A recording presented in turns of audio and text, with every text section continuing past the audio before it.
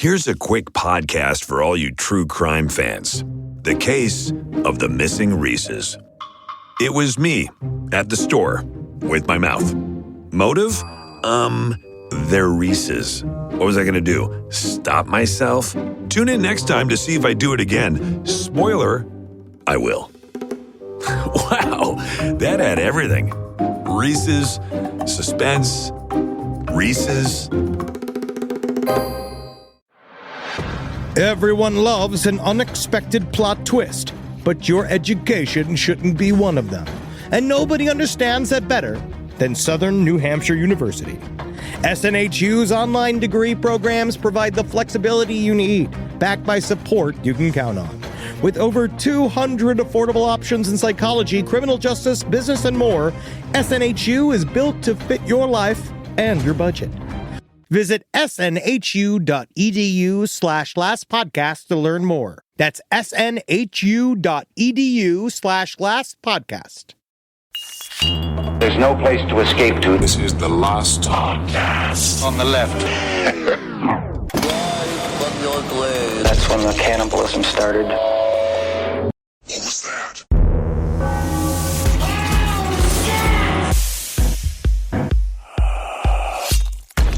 Wow, now, trial. What's on trial here? Are you on trial? Hot one today. Hot one. Lord. I can't even believe how's the judge even holding his hammer? This kind of case don't give me the vapors. Oh, you know what I love? We got to know right now. Podcasts are not on trial here today. All right, today we're covering the capital crime of more. Welcome to Last Podcast on the Left, ladies and gentlemen. I didn't get the sweater vest memo. I'm sitting here with two pastel-wearing sweater vest morons. Do you know who I am? Do you know who my diddy is? I was listening to Strawberry Wine all morning, getting in the mood for today. Listen, all right, I don't care. I love Wagon Wheel. Wagon Wheel makes me cry. 17. They did my circumcision to Wagon Wheel. They use the Wagon Wheel. Yeah. Roundabout. I wish I could have gotten my face more red. Yeah. I feel like that's what I'm really missing. Hey, we can always stop and just put you under a lamp for a couple hours. Oh, there it is. There's that wind burn from illegally driving a boat. Yeah, I'm going to meet you by the dogs. My name is Marcus Parks. I'm here with the pink and gray Henry Zabrowski. Thank you. Now, Eddie, we have to remember today, we have to distinctly separate ourselves today in our South Carolina representation. Yeah. Because we're headed into the trial. We're going to head into the whole thing with Alex Murdaugh.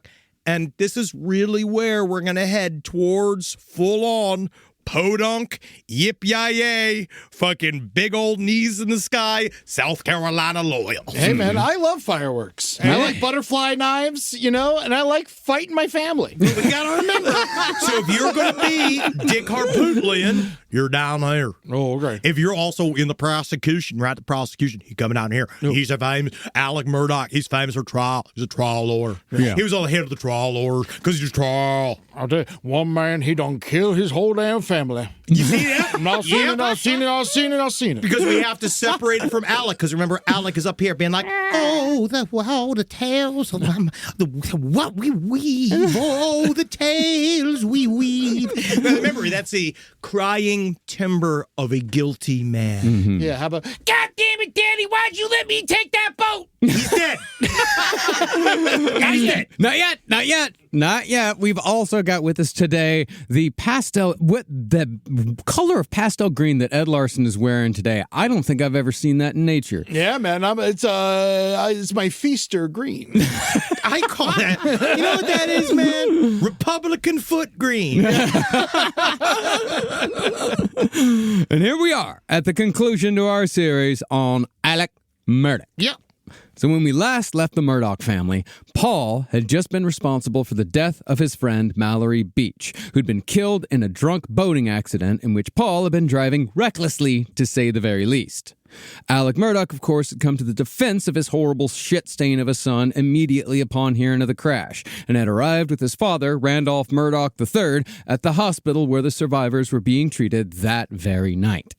Now, instead of inquiring after the safety of the young adults who'd been injured as a result of his son's actions, or asking what the progress was on the still missing girl, Alex Murdaugh had gone from room to room to tell the kids that if investigators asked them who was driving, they were supposed to say they did not know. I did none of that. That is absolutely slander. No, I was just a skittering. I just was a skittering and I was just a tinkering. That's a big thing that's going to come up today. A lot of skittering and tinkering. A lot of skittering and tinkering. Well, the purpose of this was to muddy the waters of the investigation. And that's if a proper investigation were to ever even happen. And that's a tragedy in and of itself, Marcus. Yes. See, because of the Murdaugh's connections, the authorities were doing their best to make Paul's many crimes go away. But after years of the Murdaughs expecting people in the Low Country to either fall in line at their word or remain too terrified to speak up at all, an attorney named Mark Tinsley had finally decided that the Murdaughs were, to put it simply, a bunch of pieces of shit. Yeah. And someone needed to finally stand up and take them down. When you openly kill a cute little blonde girl, that's it. That's really it. In America, yeah, you're done. It's you're over, done. no matter what. Yeah. I found it interesting because for those of you that obviously you guys know I watch a lot of body cam footage and a lot of trial footage. But a lot of interrogation footage. A lot of interrogation footage. But part of what I really like is this is what I would call justice porn, which is what I like. Go watch the 2-hour put together cross-examination of Alex Murdaugh, because they talk about this night a lot in the cross-examination because they really wanted to talk about his reputation.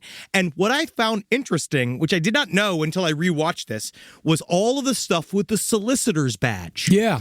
So he would use the badge of his father, and he would use this fake deputy badge he got too. Well, it wasn't his badge. It wasn't his father's he had badge. both. It was a volunteer solicitor's badge. But then, if you look at the paperwork of the badge, it's not volunteer at all. He is a full official deputy of the he's a cop. Assistant solicitor. I think that's what it was. If you listen to the way Murdaugh talks about it, it's all, he plays it down, and then you look at the fucking paperwork. All that is being said, he would leave the badge on the dash of his car when he was driving. Number one, to get picked up when he was drunk driving, so the guys would leave him alone. You openly said it. Yeah. And the second was, in the footage of the hospital, he's waving that badge around, and he talks about how he didn't bring the badge to the hospital, but and that's how he got behind everything. He's waving, and that's also the reason why everybody was automatically listening to him, because he was acting like a police officer. Yeah, he probably wasn't even saying, I'm Alex Murdaugh. No.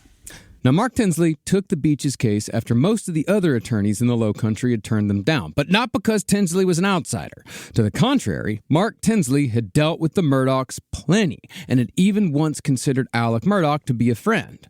But Tinsley was a man of at least some principle, and he had finally soured on Alex Murdaugh's cynicism after practicing law with him for years.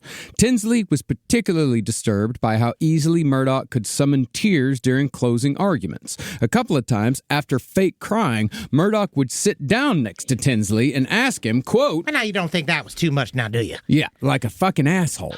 You should see him in the trial, because he does it. It's him, because he stops the sniffling and a snorting, because it seems to be he laid off the oxy for the trial. Just a little bit. Well, you had to. Yeah.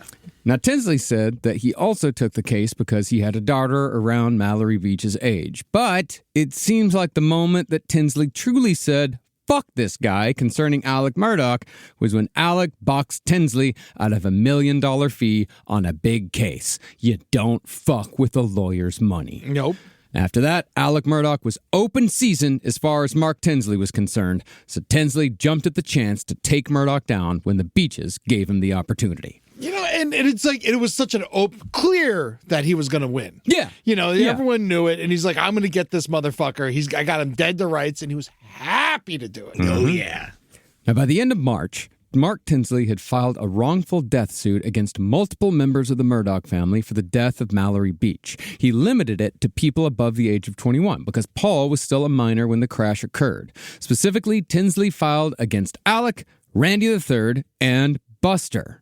Randy III got involved because he had allowed minors to consume alcohol at his home and leave drunk. Buster was in it because he'd given Paul his old ID to buy alcohol underage, the alcohol that Paul was drinking that very night. And Alec was named because he had allowed his minor son to purchase and drink alcohol on a regular basis. This was proved by the copious number of pictures on the Murdaugh family social media in which Paul was very, very drunk. Yeah. But remember that about your social media? Ha! It's up there.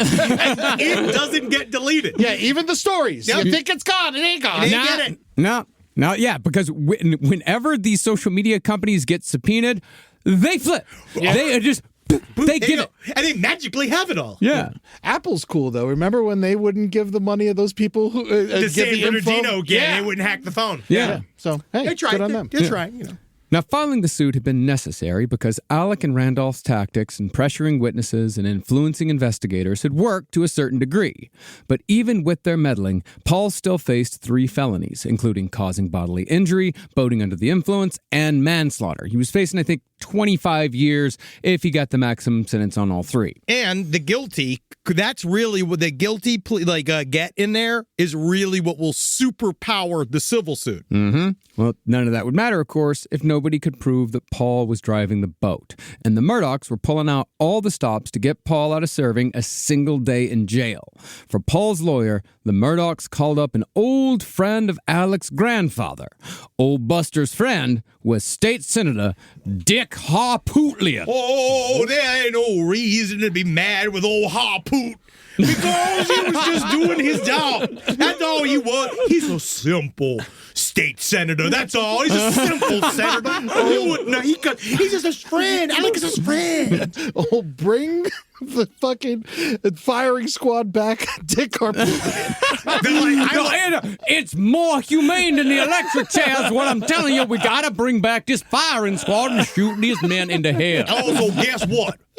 It's a lot of fun, too. It's nice to see their head explode on contact with an iron jacket bullet in it and have a melon-like bust. And you know, why not? Let's just go and put on a lottery around here to see who all South Carolinas want to get in on that firing squad. And I'm going to go ahead and put my name in the back so I can pride myself. It's expensive electrocuting these people. I defended that man, and I still want to kill his guilty ass. Well, Ed, you interviewed Dick Harpootlian. Yes.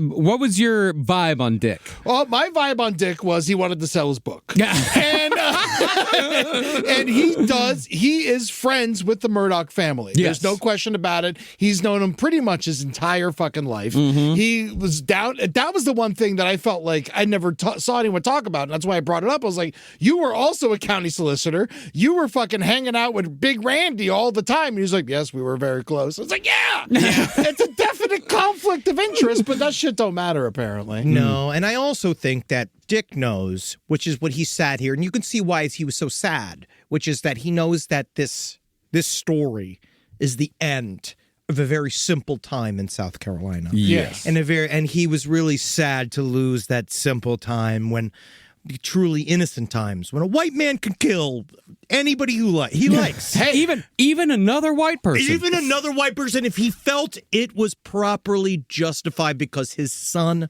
was involved. It was just a late-term abortion. Yeah, that's all. She's only 20. She was 20 years. That's fine. When it comes down to it, they were Democrats. Yeah, they were Democrats. Don't forget, Dick Harpootlian was a Democrat. They're all Absolutely. Democrats. We love abortion. I love abortions. I think they should be fucking mandatory. I don't think kids should live. So I say fuck them. Yeah, I get it. But he is still fighting very hard to get Alec his retrial. It's not going to happen.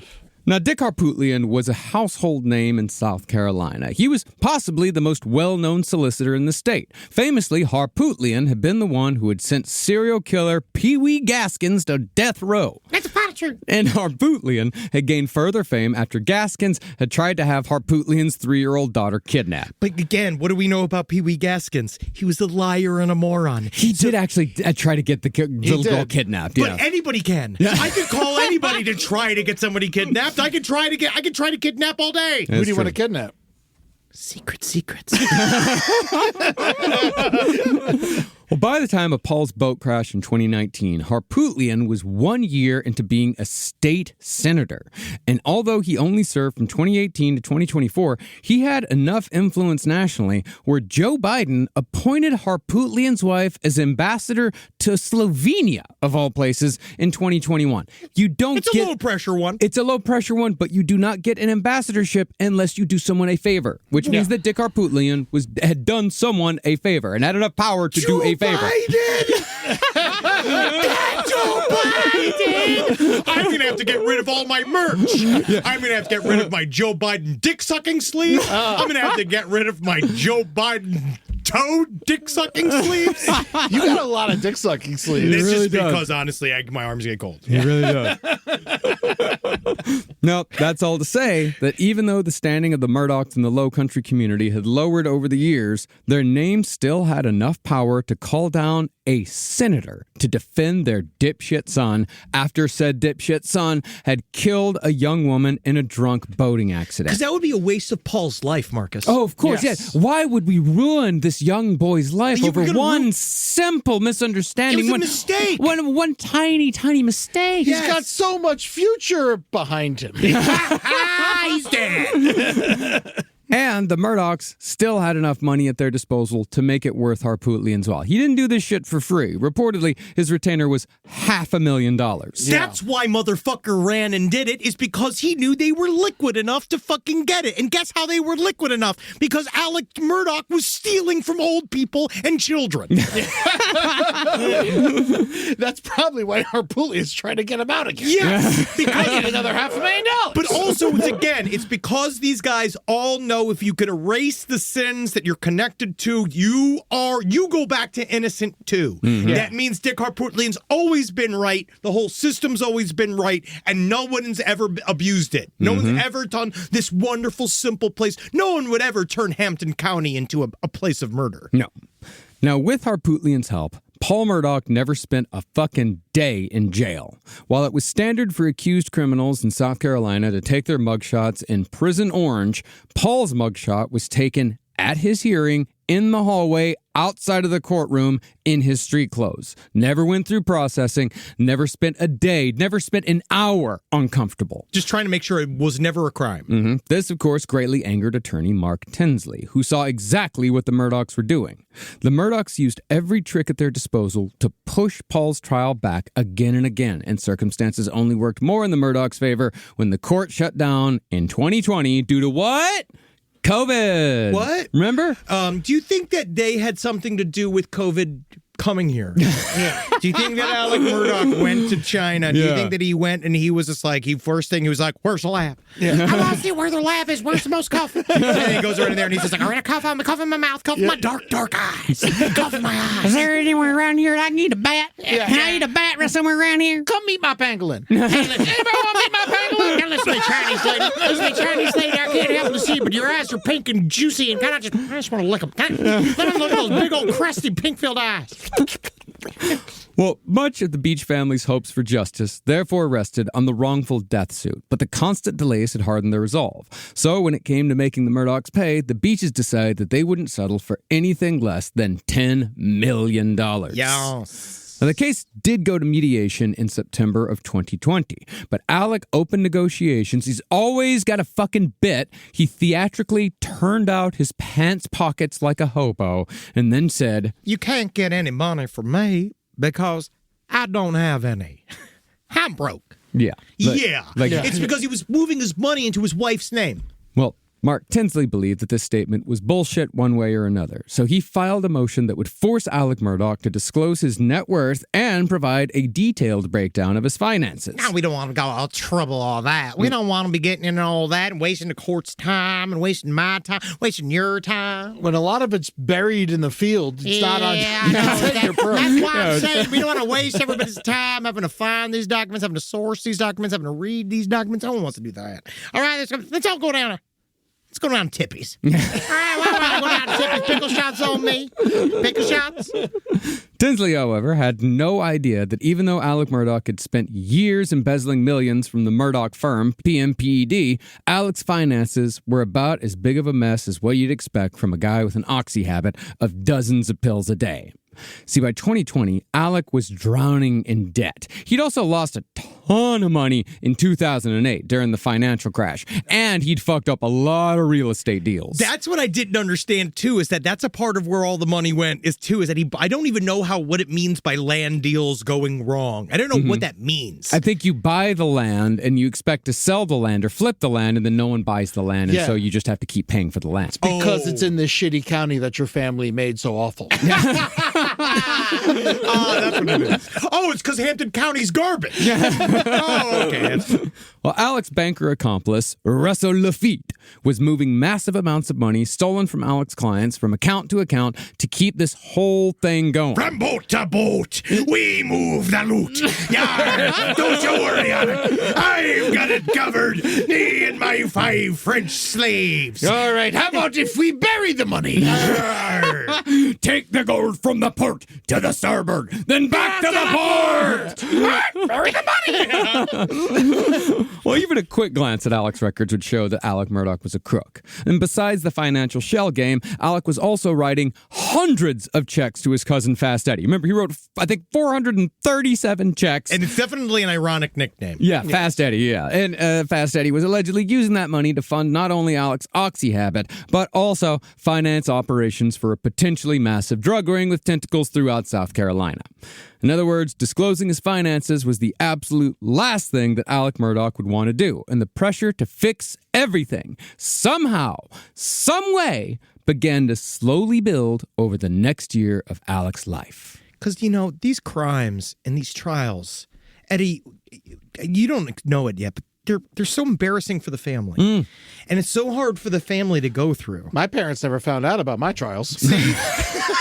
See, that's how stressful and now they they're were. dead. Yeah. I didn't kill him. That's how stressful they were. I didn't kill him. It was diabetes. Well, you could make an argument that I killed my mother. Because I gave her diabetes and then she died of diabetes. She chose to have you. You could have been an abortion. That's right. Which you should have been if I was president of the United States of America. Absolutely would have been. And so would have I. If I was an abortion, they would have taxidermied me and put me on a wall. You'd be in the Mutter Museum right now. Flapping it out for using a new, Ed Gein tea cozy. Now, even though Tinsley had filed this motion, making it likely that others were going to look under the Murdaugh financial hood, Alec was in too deep to stop the game now. He continued embezzling and defrauding his clients. He never paused once. Did not even after the murders, he kept doing it. And underneath all this mounting stress, Alec's life began falling apart in all the ways that mattered most to Alec. By mid-July 2020, Maggie, amidst rumors of Alec engaging in affairs, both paid and unpaid. I just see him. You remember Chris Farley from the movie in Tommy Boy when it cuts to him, his all red face and he's all high and shit. She comes in the living room and he's with a prostitute who's stuck on his penis and he's just honey, I need help. Honey, this has all just been a big old mistake. And how many times she's done that? How many afternoons were spent like that? Fair amount.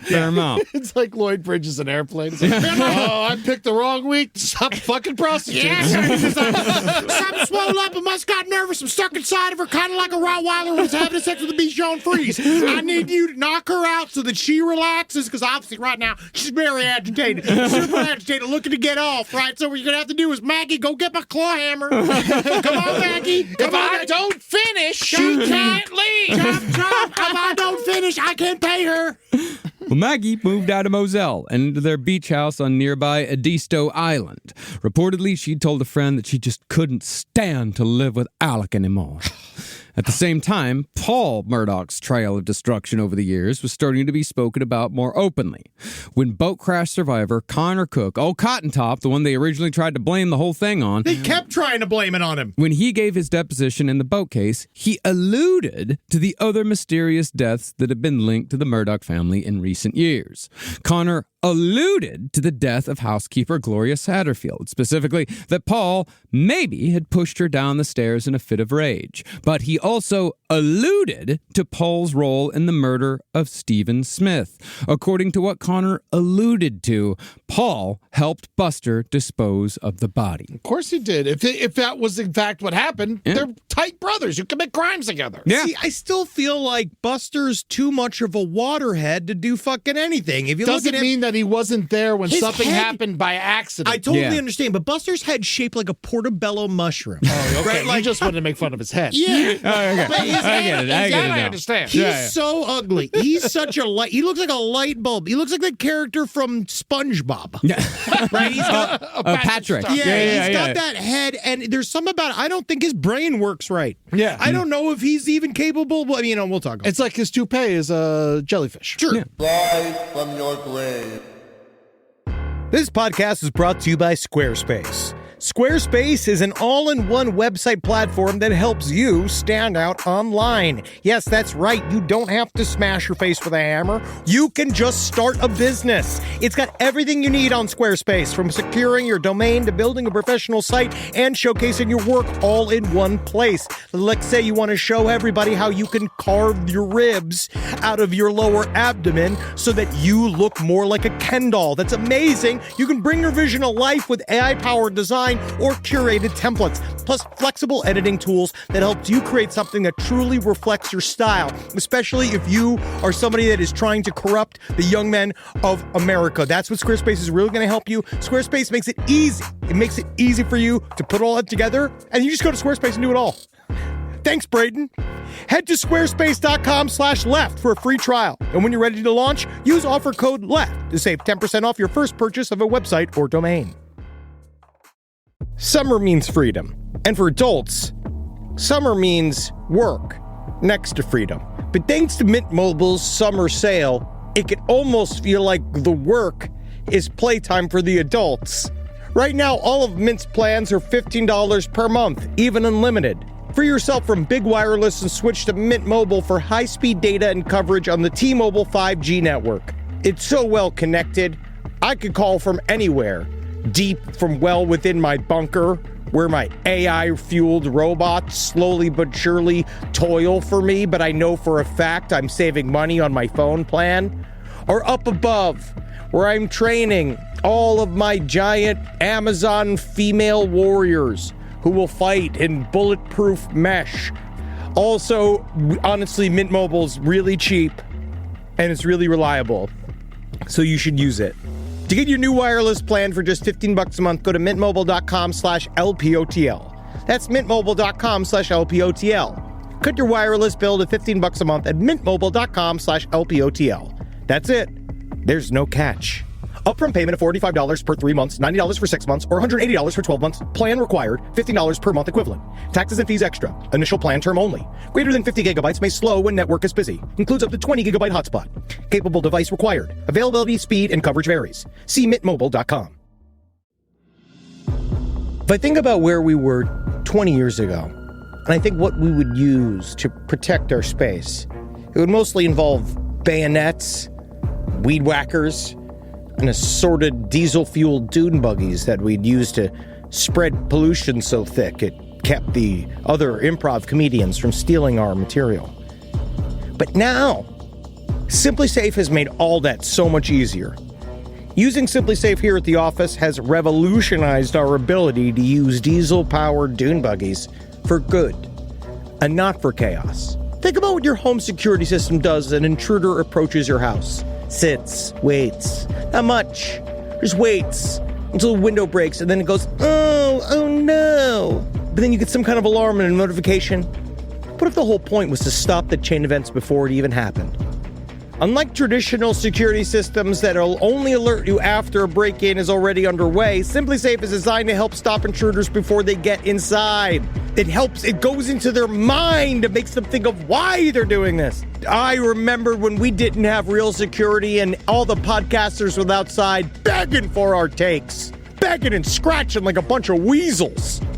Now I can see them 25 feet away, and I can spray them with fire extinguisher liquid and stink gas. Not that it would make them smell any worse than they already did. Simply Safe helps me lord over them all. Simply Safe has been protecting your world for 20 years. Celebrate their anniversary with us and save 60% on your new Simply Safe system at simplysafe.com/LPOTL. That's 60% off at simplysafe.com/LPOTL. Plus, when you order, write in our show name in the How'd You Hear About Us survey in order to let them know we sent you. Don't forget, there's no safe like Simply Safe. Now, in addition to problems with Maggie and Paul, Alex's father, Randy III, was also dying from lung cancer right around this time, and Alex's mother was quickly declining due to Alzheimer's. Perhaps worst of all when it came to family legacy, though, was when Buster Murdaugh was thrown out of law school for bad grades, but especially plagiarism. Ooh, somebody's not good at school. Turns out if you just push through your entire life, you can't magically know it all when you get to college. It's kind of exactly. fun. Now, Alec figured that he could Murdaugh this whole thing by paying a lawyer $60,000 to get Buster back in, likely using money stolen from the Gloria Satterfield settlement. But in the end, the University of South Carolina told the Murdaughs that it'd probably be best if Buster just stayed away for a little while. Why don't we revisit this in a year? And then maybe the year after that. And then maybe the year after that. And then we'll see how much money you donate to us. Yeah, dude. And then you see that picture of him, Buster, sitting there with this fucking gross-ass half beard with his, he's got a jacket on, and he's got jeans on with no socks and no shoes, and his feet in the fucking sand. That fucking disgusting animal. That fucking disgusting rodent bastard. I hate you dressed like this. I hate him. I hate him so much. It does make you angrier. It really does. It makes you so much angry. I don't like it at all. Driving around in South Carolina dressed like this. Yeah. Oh my God. Every day being like, we're going to need to talk about the liquor crash. But you kind of understand them better. Though. Sort of. Yeah, why they're so uncomfortable and miserable all the time. Sort of a suck. Well, ultimately, though, it seems what probably pushed Alec over the edge completely was when Maggie met with a divorce lawyer in Charleston in April of 2021. And this lawyer advised Maggie to start, quote, gathering numbers. Now, one of the themes that we brought up over and over again in this series is that Murdaughs don't divorce. Murdaughs do, however, murder, which brings us to the motivation behind not just the murder of Maggie Murdaugh on June 7th, 2021, but the murder of Paul Murdaugh as well. Now this is just my personal theory on this. Sure. I ain't saying this is the be-all, end-all, because Alex still to this day has not said what his motivation was, nor is there any concrete proof for anything. This is just what I think may have happened. We do have an extremely detailed walkthrough of what they believe how the shootings went down that tells to me this story very clearly. Now, Alec might have found a way to somehow avoid disclosing his finances in the Mallory Beach wrongful death suit. Maybe he might even be able to put it off indefinitely. I think he was pushing it. But a divorce would trigger a full audit of his finances, an audit that he could never get away from, and Maggie was almost certainly about to file for divorce.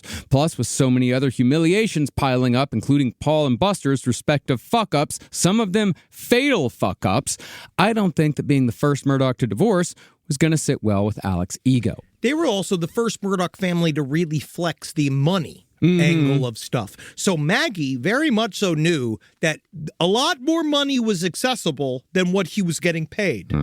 Maggie, therefore, had to go. But remember that Alex Murdaugh was a lawyer. His family had prosecuted dozens of murder cases over the decades, and Alex Murdaugh knew how murder cases worked. He knew, for example, that he would be the main and only suspect if Maggie Murdaugh was the only murder victim, because nobody else had the motive to kill Maggie Murdaugh. Paul Murdaugh, however, was a different story altogether. See, the Murdaugh name had not shielded Paul Murdaugh from criticism in the death of Mallory Beach like it had so many Murdaughs before. But more importantly, no other generation of Murdaugh had also had to contend with the scourge of social media. The death of Mallory Beach had become a story in the true crime world. You're welcome. I was one of these guys. Yeah, and plenty of people inside and outside the Low Country were weighing in all over the internet quite aggressively on this rich boy who was getting away with killing a pretty young girl. Paul did it, and I'm glad he's dead. I wish you could have died in jail. That is true. Sure. Well, threats were being made by strangers. Low-key threats, but threats nonetheless. There was also, of course, the Beach family themselves, who were getting more and more frustrated with how slow the process was going in bringing Paul to justice. Finally, there was Anthony Cook, Mallory Beach's boyfriend, who was also on the boat that night and had since cut ties with Paul completely. In other words, while there was only one person with motive to murder Maggie Murdaugh, many people had the motive to murder Paul Murdaugh. And so while Maggie was ultimately the target, Paul provided a revenge narrative that Alec hoped would throw cops off his personal scent. You know, if they hadn't killed the nanny, she would have been a suspect.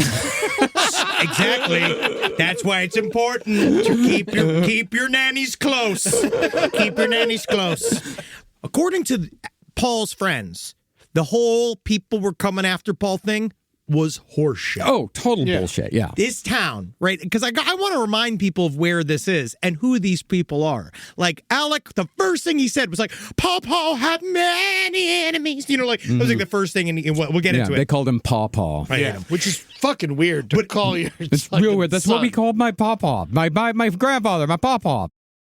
Now, as far as why Alec was so willing to use his son as a pawn in the murder of his wife... A pawn. Paul had proved since the death of Mallory Beach that he was not only expendable, but a true liability. That's always a problem. Bad combo. Paul, being expendable and a liability? Holy shit. Well, Paul had proved to Alec that he could not be trusted because Paul had not only continued to drink heavily on a near constant basis, Paul had also continued drinking on boats with friends. And if you ask why people still hung around Paul in this environment after a girl had been killed, you might as well ask yourself why young blonde women continued hanging out with O.J. Simpson until the end of his days. Some people just aren't that bright. People also just love money, access to a free boat. They love when someone else is paying for shit, so they will just go take it and decide to just deal with whatever company is there. Yeah. And near the end of May, right around the time of Alec's 53rd birthday, authorities had stopped Paul with a boat full of drunk kids from going out onto the water. Instead of arresting Paul, the cops just took his booze and called Alec to come take care of it. He wasn't a minor at this point. He was 22, but even so. He was driving a boat drunk. You never get to do it again. No, and you called your daddy again, and he, like, the whole daddy thing comes back into play. And he didn't call daddy. The cops called daddy. That's what I mean. They all called his fucking father, and then you just being like, you're just giving never give your father too many reasons to fucking kill you. Because you never know. Well, this had been at least the second time that Paul had been caught by the police operating a motor vehicle while drunk since the death of Mallory Beach. That's just the second time he'd been caught by the cops. But because Paul was a Murdaugh, the cops kept letting him go. So Alec knew that it was only a matter of time before Paul killed again. Now, coincidentally, this incident on the boat occurred just about a week or two before the murder of Paul and Maggie. So it seems to me that this was the thing that made Alec decide that his son was too much of a liability to continue the Murdaugh name and was therefore expendable. And that's my personal theory for motivation as to why both Maggie and Paul were murdered that night. Heck of a theory. Makes total sense. And then also it's why he had the two separate guns, and it's why he set it up, because then we're also going to see the other narrative, right? So revenge is one. Revenge is a big narrative. Revenge fueled by drug network. That's another thing. The idea of assassins.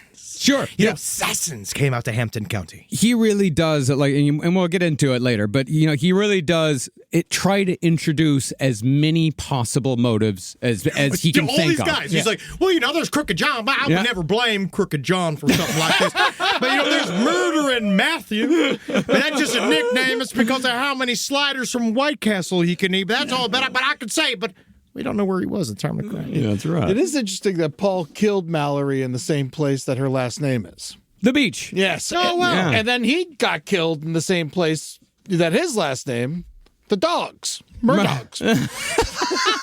That's an interesting. Stay away from parks. See that? I love parks. I love parks. That's a view into Ed's mind. Like, that's a view into how Ed sees the world, like it's just sort of like words floating around, and he just can't. You gotta connect them. Beach. She was there. Dog. I like dogs. I said that on the show. Shit, that'd be good to say on the show. You're just lucky there's nowhere Zabrowski's live. No, we don't know.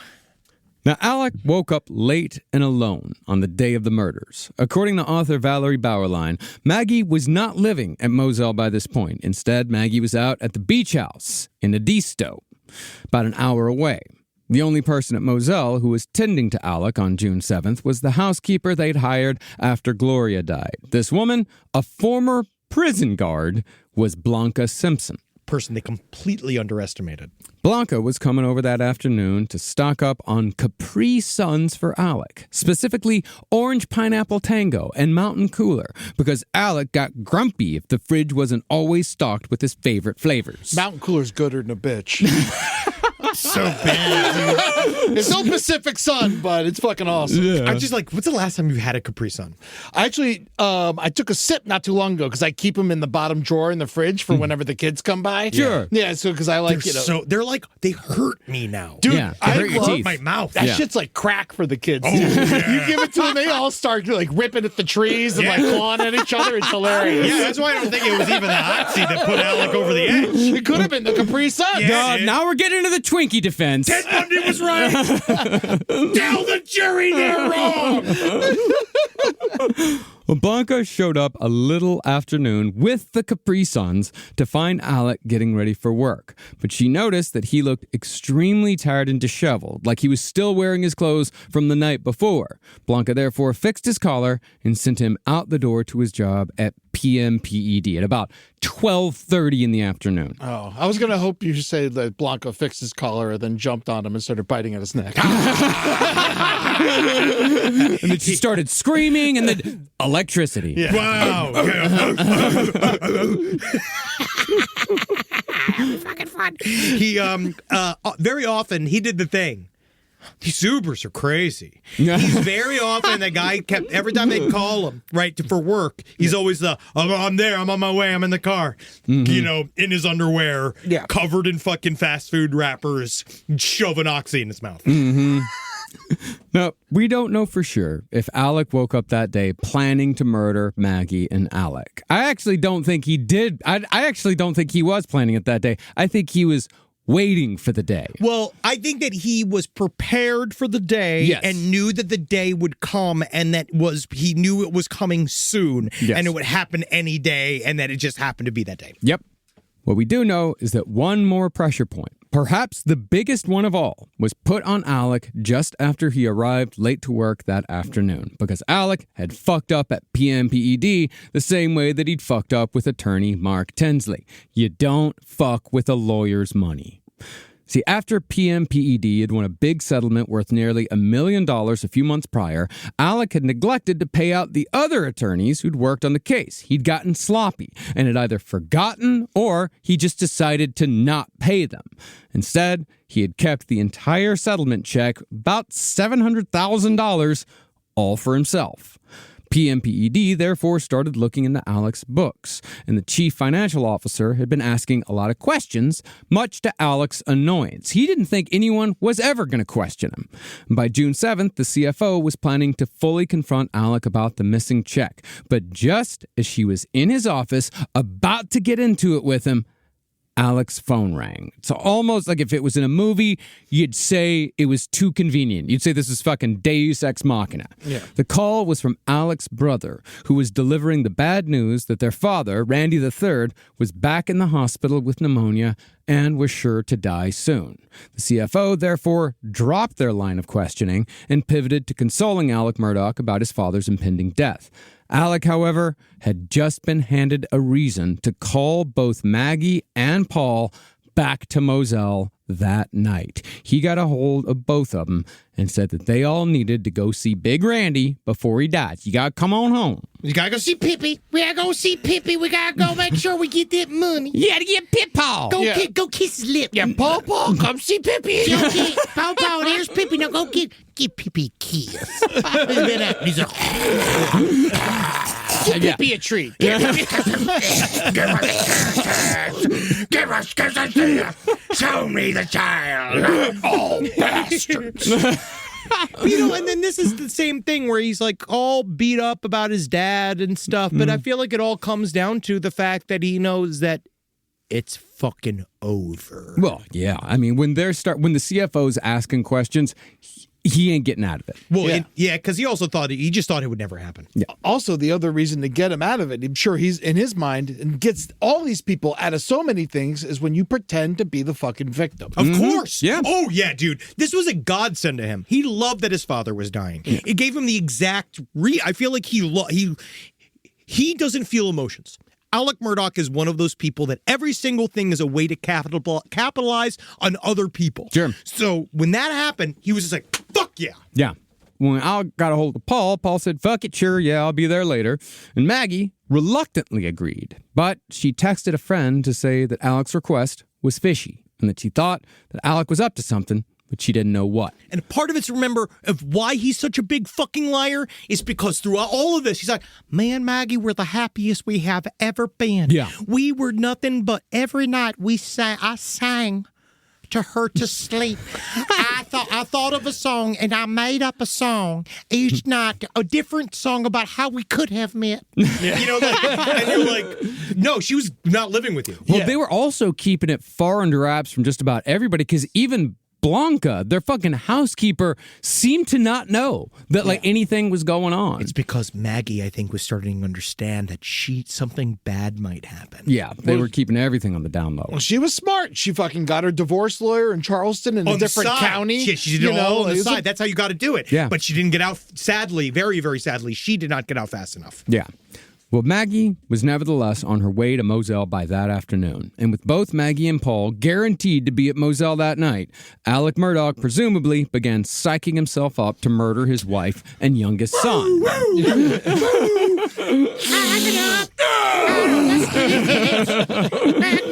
Get your glory. However, it does beg the question, and this is a question that it just dawned on me today. Did Paul and Maggie ask why Buster wasn't there that night? What did Alec tell them? And how did he make sure that Paul and Maggie did not text Buster about the visit? Did Alec tell Buster to stay away that night? And if he did Alec give a reason? Perhaps did Alec give Buster the real reason? Buster! Well, it's not in the text messages, right? No. So he probably just didn't want him there because he knew what he was going to do. And he didn't want to kill him. Well, I know. He was going to be a ninny about it. He was going to be like, no, Daddy, no. Oh, Daddy, I sure wish there was a way we could figure this out. But what I'm saying is that how did he keep Buster away? Because, of course, if Paul and Maggie are going, they're like, hey, Buster, you coming on out? And Buster's like, well, I don't know what for. How did Alec keep him away? Because remember, he wants to keep Buster alive. He doesn't want to kill Buster. He told them all different reasons. Buster, I believe, had an alibi. I believe Buster, the reason why he wasn't brought in fully was because he was, I want to say he was with friends. He was specifically not there. Mm-hmm. That wasn't the night that they were going to necessarily go to visit Pee and Moo, wherever their fucking grandparents' name is. Who fucking gives a shit, right? Yeah. They were going to go visit them. Mm-hmm. That was like one of the reasons. I think that's what he told Maggie. Paul was there because ostensibly Paul was working on the land that night, right? He was doing this dumb shit, tinkering and skittering, whatever they do, right? Mm-hmm. Whenever they go, he said they go around there and we'd mess around. I'm going with Paul and you're on the ATV. You got to check the land. You got to go check. You got to go check the property. Sneaking bigoting. Yeah. We're going over here, going on the log over here. Yeah, you're turning to a little frog. Going over here, talking to a bird. You know what I mean? There's all this like stuff like fuck you, dude. And so I that is why I think Buster. literally just couldn't be there. Paul was there for another reason. Maggie was told to be there for another reason. I think Paul was just as surprised to see Maggie, and by the time all of that was happening, Paul was not surprised to see Maggie. Paul and Maggie had texted that day because To be Paul, together. Paul had asked, That's like, right. what are we eating? And she said, Bronca made us cube steaks. Yeah, country fried steak. but then So they knew, yeah. But yeah, Buster wasn't there. God, their last meal was fried steak. Yeah, chicken fried steak. Incredible meal. Yeah, called steak burgers. I don't like it. I like chicken fried steak. Yeah, you would. That's a real Southern thing I like. I like a nice soul food deal. Now, Alec arrived back at Moselle around 6:40 p.m. on June 7th, while Paul got there about 20 minutes later. The two of them got into their ATV and took a ride around the property, specifically to look at some trees that their new groundskeeper had damaged. Paul, giggling like an idiot, took videos of his dad fucking around with one of the trees for Snapchat, because Paul was constantly on his phone. Because he had canceled his Facebook account because of the crimes, but he still loved his Snapchat. Yeah. Then Paul and Alec went back to the house at Moselle, where they were soon joined by Maggie. The three of them ate dinner together, then went down to the dog kennels, where they kept their hunting dogs locked up day and night like a bunch of shitheads, so Paul could check on a dog that he was watching for his friend, Rogan Gibson. Oh, you mean Roro? I fucking hate these fucking people. I hate these fucking wastes of space. Do they call him Roro? Yes. This is a part of when he gets on the stand, Alec Murdaugh. Why do they all talk like they're babies? Because they are, the South, yeah. it's just, they infantilize everything to make it sound not as serious. They do everything like this. It's over familiarity. It's this thing. Meanwhile, they're all getting paid. Every one of them's on the fucking payroll. But he's calling them Roro and Bing Bong and Grandma fucking Snappy and all these dumbass Southern nicknames. And each one of them, it's like, and they have to correct him on the stand because they're like, who's Roro? He's like, well, that's Rogan, blah, blah, blah. And they're like, you've never referred to him as Roro before. And he's like, we all call him Roro. And there's Paw and, Grandma Dippy and all this kind of shit. It's like, fuck you. Yeah. It's this sort of like, it's this false folksiness that is supposed to like... Wealthy. I would not call us wealthy. I would say, we will blessed. We're blessed, and I'll never consider us a wealthy or important family. We don't think in terms of that. Yeah. Well, you want to make a jury like you. Seems simple. Well, that's it. And then he crouches like this. He's so small. He's so delicate. Even though he's 6'4". Yeah. Now, Alec's plan was simple, although it was hastily put together. He was going to kill his wife and son down at the kennels, go visit his mother in town to establish an alibi, then quickly head back to Moselle, where he would, quote-unquote, discover the bodies. Oh, no. Oh, God. And so Alec, Maggie, and Paul went out to the dog kennels a little before 8:45 that night. Maggie played with her dog Bubba, and Paul went to go check on his friend's adorable little chocolate lab Cash, who had an injured tail. Poor puppy. Now, we don't know exactly when Alec began his short murder spree, but we do know that Paul was still alive at 8:48 p.m. because that is when he sent his last ever text. You up?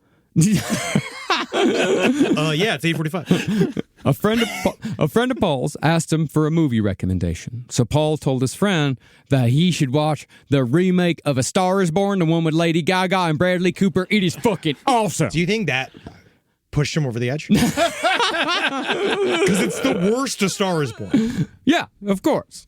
But within minutes of sending that text, Paul Murdaugh would be dead. Real recommendation is that Chris Christopherson, A Star Is Born. Yeah, that's incredible. That's an Yeah, incredible it's really fucking- great And movie. technically, the Judy Garland, A Star Is Born is also a classic of cinema that you should watch ahead of time. I didn't Very, bother very with good. that one. Yeah. Isn't that the Chris Christopherson? Barbara Streisand in that as well? Oh, yeah. No, she's incredible. I love Baba. That's A Star Is Born. Whatever Paul's saying is horse shit. Yeah. Another reason I'm glad he's fucking dead. I am happy that was his last movie. Yeah. Now, Alec had 2 guns with him that night out at the kennels, a shotgun and an AR-15 rifle. While Paul was in the small feed room at the kennels, investigators believe that Alec laid the AR-15 against the room's outside wall without his family seeing him approach with the guns. Or hell, they may have seen Alec walking around with 2 massive guns because there were so many fucking guns on this property at all times that any one of them carrying 1 or 2 guns wouldn't have even merited a comment like, hey, what are you doing with those guns? Yeah, because they loved it. That's fine. I'll just sneak up on my family. First, I got to remove my slide-on Skechers. Put on my compression socks so that my veins don't make any noises. And then I'm just going to sneak out there. Ding, ding, ding, ding, ding. Real quiet. Hey, Dad, you want to shoot some doves? Oh, wow. Son, what an amazing idea. Well, whether or not Alec was being sneaky, once he laid the AR-15 in position, he picked up the shotgun and approached Paul in the feed room, where he fired a single blast into his son's chest. I literally think it was like a spin move. I could see him doing like around the corner and just blam.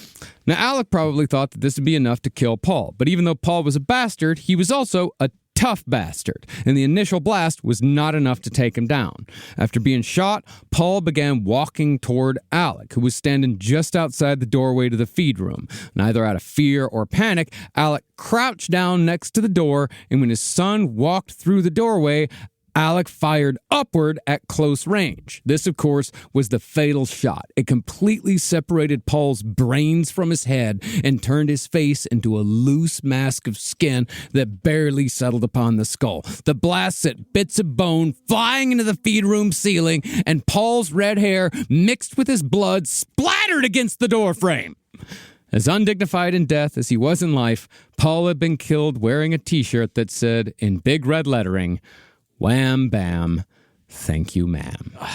See, but this is why these shooting patterns are also the reason why we know it was not done by a professional. A professional would have done it correctly. I mean, like, seriously. Are there professionals there? Yeah, but if this was an assassin. Oh, so he was saying it was an assassin, not like a murder out of, that they had passion. prepared, that many people had come to do this. This is not a one-man operation. This is a several-person operation that came here and systematically murdered his incredibly canny family.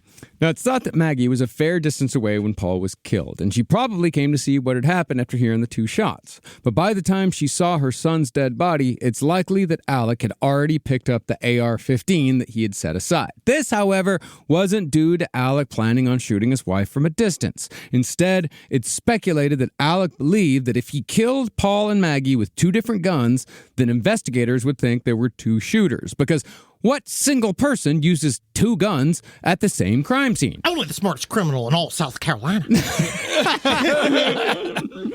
But it's likely that once Maggie saw her youngest son lying on the ground with his brains splattered all over the place, Alec had already fired, shooting her in the stomach and upper thigh. Another bullet went through her wrist, shattering her tennis bracelet, which scattered the ground with tiny diamonds. It's thought that Maggie then fell to her hands and knees, where Alec shot her again with the fatal bullet, one that was powerful enough to go into her chest and travel all the way up her body into her brain. Alec then walked up and fired one more shot into her head, execution style, to make sure the job was done. And by splitting his wife's skull open with that last bullet, Alex Murdaugh had removed both the possibility of divorce and his inconvenient son. Wow, I get it now. What, wham, bam, thank you, ma'am? No, just this whole scenario. Wham, bam, thank you, ma'am, indeed.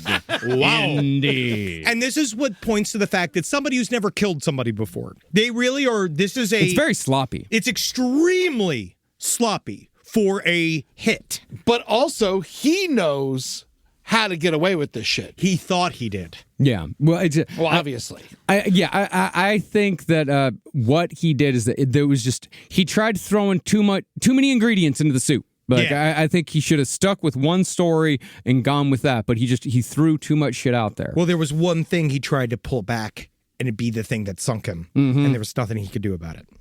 Now, after committing the murders, Alec also committed to his alibi. After changing clothes, he called Maggie's phone, then sent her a text saying he was going to go check on Mama and that he'd be right back. And interestingly, in quick succession, Alec then called his son Buster, a fellow attorney named Chris Wilson, and his youngest brother, John Marvin. John Marvin also was quite adept at cleaning up crime scenes. In the past, he'd been the one who had gone down and removed the boat that had killed Mallory Beach from that crime scene. Well, this was all before Alec arrived at his mother's house at 9:22 p.m., about 30 minutes after the murder. Alec then went up to check on his mom, then spent a small amount of time watching TV with his mother's caregiver, who said Alec looked fidgety. Alec was only at his mother's house for 20 minutes before leaving to head back to Moselle. I'm a skittering. I'm a skittering and a tinkering. That's how I'm doing. You want to skitter and tinker with me? Come on here. Hey, here, have this pill right here. It's going to help you skitter. Ever done that? You ever skittered before? Right, listen, now you're skittering. I ain't got time to skitter. I got to go. I'm in a rush. I ain't got time to skitter. I got to scoot. There's a difference between scooting and skittering. Now let me explain. Yep. And after that, I got about 2 hours of skedaddling. Oh, you know how skedaddling goes. Well, Alec then called Paul's phone a couple of times. Do people ever Irish skedaddle? Continue. I'm sorry. I just never heard that. Alec then called Paul's phone a couple of times and texted Maggie a couple of times as well, texting things like, "Babe, call me back," just to make it all look good.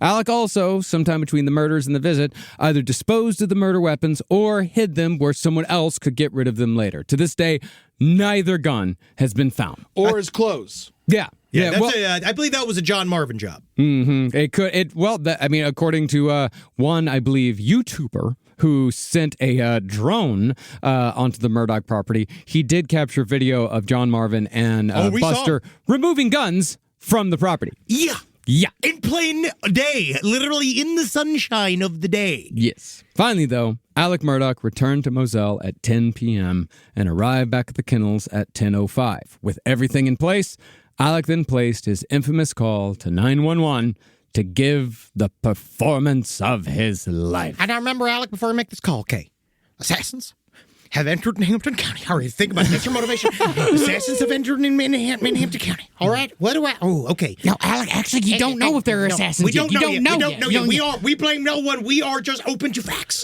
We're open to facts. We're helping the investigation. We're open to facts. And after you make this call, you can have a little reward of a couple oxy. Okay, you can have 1-2 couple of oxys, and you can have a Capri Sun. To wash them down. And if I don't get arrested by the end of the night, then I can have a bowl of Fruity Pebbles with the sugar on top. Now be nice, and then I can watch my favorite videos. You can watch all my favorite videos. I love Theo Vaughn. Man, I think I won't go. You know what my favorite video is? I like that one where that hippo be shitting. That hippo be shitting. Oh, Robbie, my did it. Is that in the colorblind glasses? I like the colorblind glasses. I also like the ones where the women are getting shot in the head.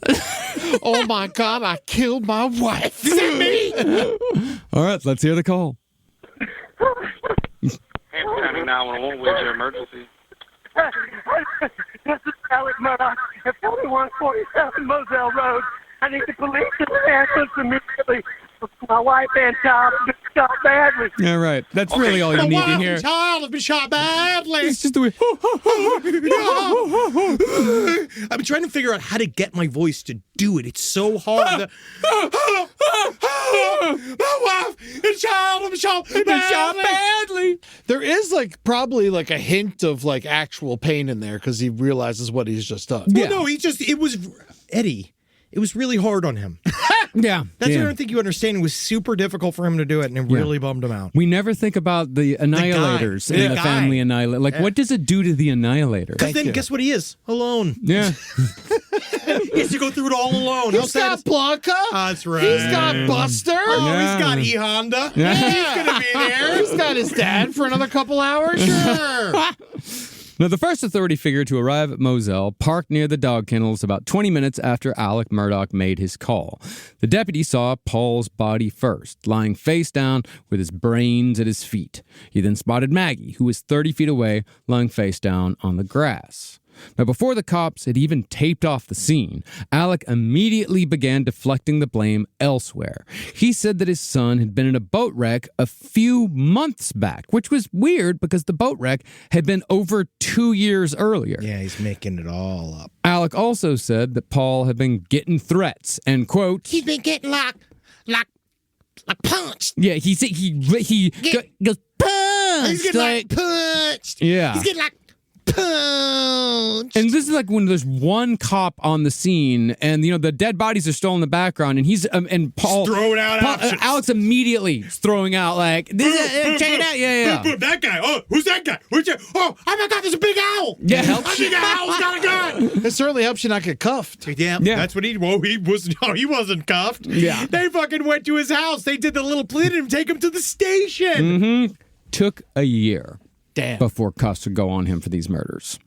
But despite Alex's best efforts, investigators immediately noticed a few things about the scene that didn't add up. These are great cops tech. This is one of those few stories where it's like the cops actually did their fucking jobs in this. Best as they could with all these fucking people around. I can't believe it, honestly. You could the fact that they even, because for all intents and purposes, O.J. Simpson was right. Alex Murdaugh should have walked. The fact that these guys actually put this all together is huge. Hey, I mean, and I think it also tells you Sled is huge. Sled is huge, but it also tells you why a prosecution must have all of their fucking ducks in a row before they charge someone with a crime. They have to have the case. It's why it takes so long. Even though you can know that someone has committed the murder, when you're dealing with somebody like Alex Murdaugh, who is ensconced in the criminal justice system, whose family is the criminal justice system. You gotta win. And when you see him on that witness stand, he is evasion. Yeah. He cannot answer a simple question at all. He won't, because he's always assuming you're trying to catch him in something, which makes you look extremely guilty. Oh, yeah. Yeah.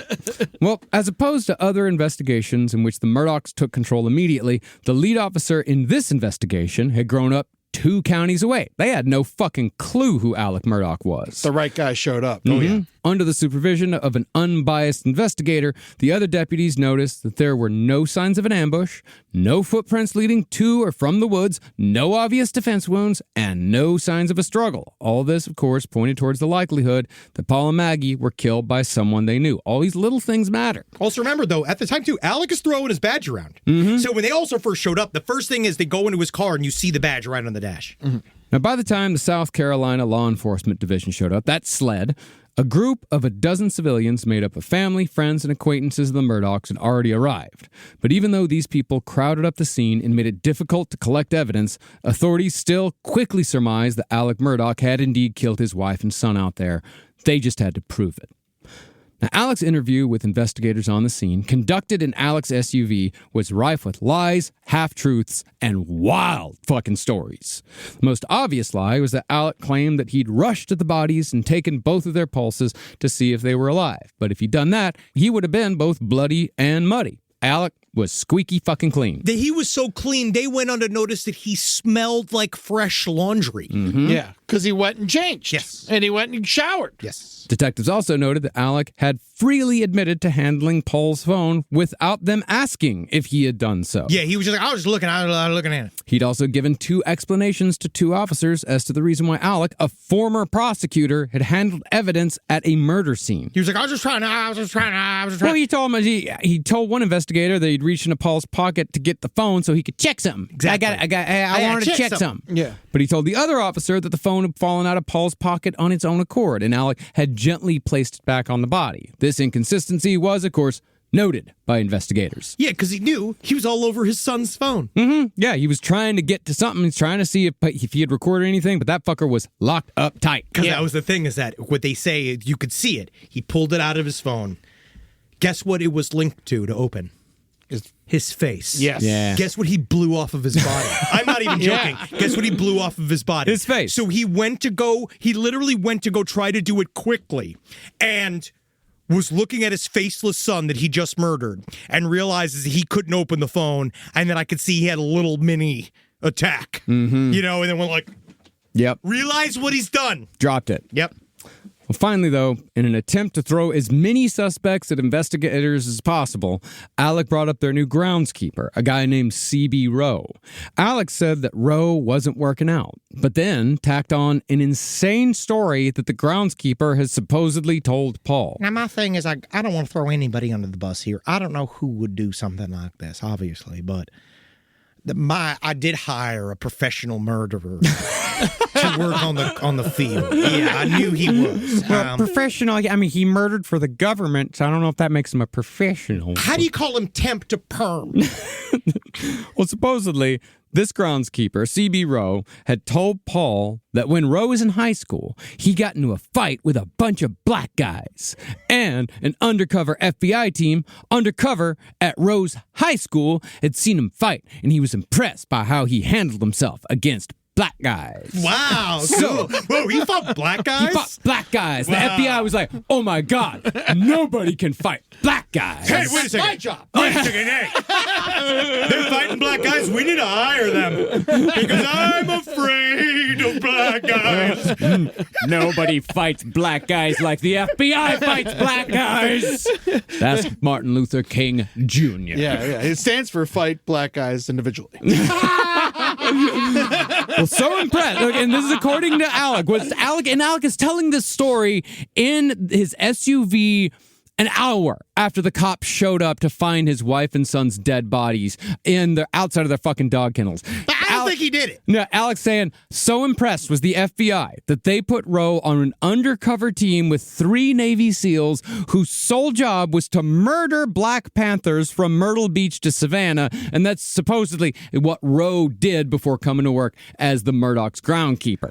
Isn't a groundskeeper like, you don't hire one unless he has some kind of like shady fake story, right? Yeah. Like it's not a groundskeeper unless he has a story like that. Yeah. Well, I mean, it helps. Right? Yeah. Like, think about the guy that helps your dad. Yeah. How many horrific things has he told you? None. He doesn't tell me anything horrific. Because he knows because he's actually done horrific things. He keeps it to himself. You know what I mean? Like, because he hasn't done those things, he'd be confessing to crimes. You know, it's good to hire a groundskeeper that kills panthers, in case any show up. Well, you want the cat panthers. Yes, that's what I'm talking about. Sure. Yeah. But also, you should rehome them. You shouldn't be killing them. He did say specifically radical Black Panthers. Although he might have been like they were radical Black Panthers. Yeah, like skateboards and tubular Black Panthers. Yeah, they were awesome. Yeah. Yeah, no. So I've been made to ruin the Black Panther party. And then he used a half pipe to smoke oxy. Yeah, Sure. The whole when they were investigating him or grilling him, he's in the front seat, which I found very weird. Yeah, he's in the front seat, and there are people in the back seat that are reaching up and like, he's crying and boo-hooing about, I saw his brains, and they're grabbing onto his shoulder, but they're also very suspicious. Yeah. So let me. They actually did help me understand. Anytime a cop says "help me understand," you're in trouble. You're fucked. Yeah. Like. Also, just like putting their hand on his shoulder and stuff like that, I feel like is a good tactic. Mm-hmm. Just treat him, they make him think he's winning and just let him keep talking. Mm-hmm. Dude, you know what's funny is that I actually have completely even reversed it just sitting here thinking about that. Yeah, it makes a lot of sense. It makes him really fucking comfortable. Yeah. It really makes him think that, oh, I've gotten away with this already, haven't I? And he can really start fucking lying. And then because the lying is what gets you later. It's all of the peak and putting it all back together. Well, they know that they all have to play good cop. All at the same time with it. Like that with Alex Murdaugh, you have to play good cop all the time because he's telling so many lies and he just keeps talking because he wants to talk. He thinks he's so fucking clever. So you just keep this guy talking and he's eventually going to tell enough lies where you can just start tripping him up. What he should have done is should have just been fucking sad and puking and unresponsive as like anyone would who just lost their entire family. Well, that was one of the big tells for the investigators on the scene immediately because they said that, when they showed up to murder scenes, usually relatives are inconsolable, and they're like, "Why are you?" They say things like, "Why are you here? Why aren't you out trying to find these people? Why aren't you out trying to find them?" Why are you talking to me? Yeah. Why you should be out there? Yeah, and Alex like, well, why don't we go sit down in my SUV for a little while? Maybe we can chat, and I can tell you what's going on. It's been hard. No, he talked about it like it was he had the same feeling like it was something like a building collapse on the farm or if like something bad like that wasn't involving the death of your family. He was just acting like it was just this big old like... Oh, he'd acted like someone had come on to his and shot a couple of his dogs. Yes. That is the same level of emotion he was showing was the level of emotion I would show if someone had broken into my house and killed my dog. I mean, I'd show an extreme amount of emotion. Yeah, I know. Honestly, I'd be way more upset if something happened to Carmi than Paul. You know what I mean? I'll kill you. You do something to Carmi, I'll fucking kill you. Yeah, but I would say I'm going to show more emotion if my wife was murdered than if my dog was murdered. And he's more showing... That's a great question. He's showing more dog murder level of emotion. Guys, at home, ask your wife what she thinks. If you're with your girlfriend or your wife, just be like, who do you love more? This is a good... Stop the show right now and ask them right now, who would you be more sad about if they died? The dog, the pet, or me? Yeah. Do it right now. Ruin your afternoon. All I know is I don't see Julie spoon feeding pumpkin into my mouth like she does Tootsies. Well, back to Alec and the SUV. After he told them about the groundskeeper and the Black Panthers and all that bullshit, he added he didn't really think that their groundskeeper would kill Paul and Maggie. But, Ro, his history, it's worth pointing out. You might want to look into him. It's worth pointing out. Now, there was a fair amount of evidence at the scene, but it would be an incredibly long time before investigators could access it. Most important, of course, was Paul's phone, but investigators couldn't unlock it. None of the Murdaugh family knew the password, and Paul had never synced to the cloud. And they also didn't want to keep trying passwords and get locked out permanently. The other big piece of evidence was quite possibly the dumbest piece of evidence I've ever heard of in a murder case. Found next to the gun rack in the Murdaugh gun room was what else but an empty bag of Capri Sun. Yeah, got him! I don't know if it was Mountain Breeze or Pineapple Cooler. Didn't say in the court documents. It's Mountain Cooler and Pineapple Breeze. Okay. Thank you, Eddie. Please, I don't want to get these letters. So I want all those fucking sunheads out there. Well, according to the testimony of the Murdaugh's housekeeper, Blanca, there weren't any Capri Suns in the house on the morning of June 7th, not until she stocked back up. And Alec did not take one with him to work that day. That meant that Alec had to have had that Capri Sun that afternoon. So investigators suspected that Alec downed one more sweet Capri Sun and absentmindedly dropped the empty bag like a fucking assassin flicking away a cigarette just before he grabbed the shotgun and the AR-15 that he used to kill his wife and son. She's like chewing on it. There's also It's like Gary Oldman in the fucking Professional. Yeah, when he eats the fucking pills. Yeah. I can totally see Capri Suns can make me want to kill my family. Well, investigators also spoke with Rogan Gibson, Paul's friend, the one who owned the dog that Paul was looking after. Rogan said that he had spoken with Paul at the dog kennels that evening, and he had heard Alec and Maggie talking in the background. Now, that's hearsay. That's not proof. He didn't record the conversation, but it did put Alec at the scene, and it directly contradicted the claim that Alec had made over and over that he hadn't been out to the dog kennels at all on the night of the murders prior to finding his wife and son's dead bodies. That's a very important thing. He said he did not go out there until 10 o'clock that night. And he wasn't there. Fucking Roro ruining everything. Yeah, fucking Roro. Somebody call Bing Bong. Somebody call Grandma Snappy to tell her what's going on and fucking dig her out of her fucking grave. Tell Gro or whatever, these fucking idiots. I hate Southern people. I don't. I love Hey. I love the Southern Come on. All right, come on, man. Come on. You're getting too passionate. Yeah. It's the best. Yeah, It's you're just too sweaty, I think. Yeah, it's the Roro and the pow pow. It's fine. It's Pow-pow. I fine. hate It's just a pow-pow. different way of referring to people. I hate pow pow. We can have a good time down there. No, of course. No, I'll we show love it. you. I'll show you a good time. I hate the little nicknames. Oh, like nobody in Queens has fucking nicknames for each other? Yeah, but they're fun. It's all fuck face and shit. Yeah. Robbie 2 times. Yeah. You know, and Jimmy Dix a lot. Chewy the Bat. Rise from your grave. Last Podcast on the Left is excited to collaborate with Audible.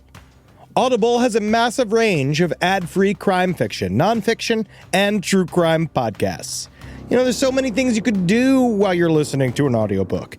You can clean up your own personal crime scene. And that's easy to do, and you can learn it all from books. Some people also listen to audiobooks to go to sleep. But you could check out podcasts like This American Life, titles from true crime greats like Michael Connelly and Agatha Christie, and Audible originals like Dr. Death, The Cowboy. You can find whatever you're looking for on Audible. Plus, you can multitask while you do it. Find your next mystery on Audible. Audible. Stories that speak to you. New members can start listening with a 30-day free trial at audible.com/left. This is a paid ad by BetterHelp.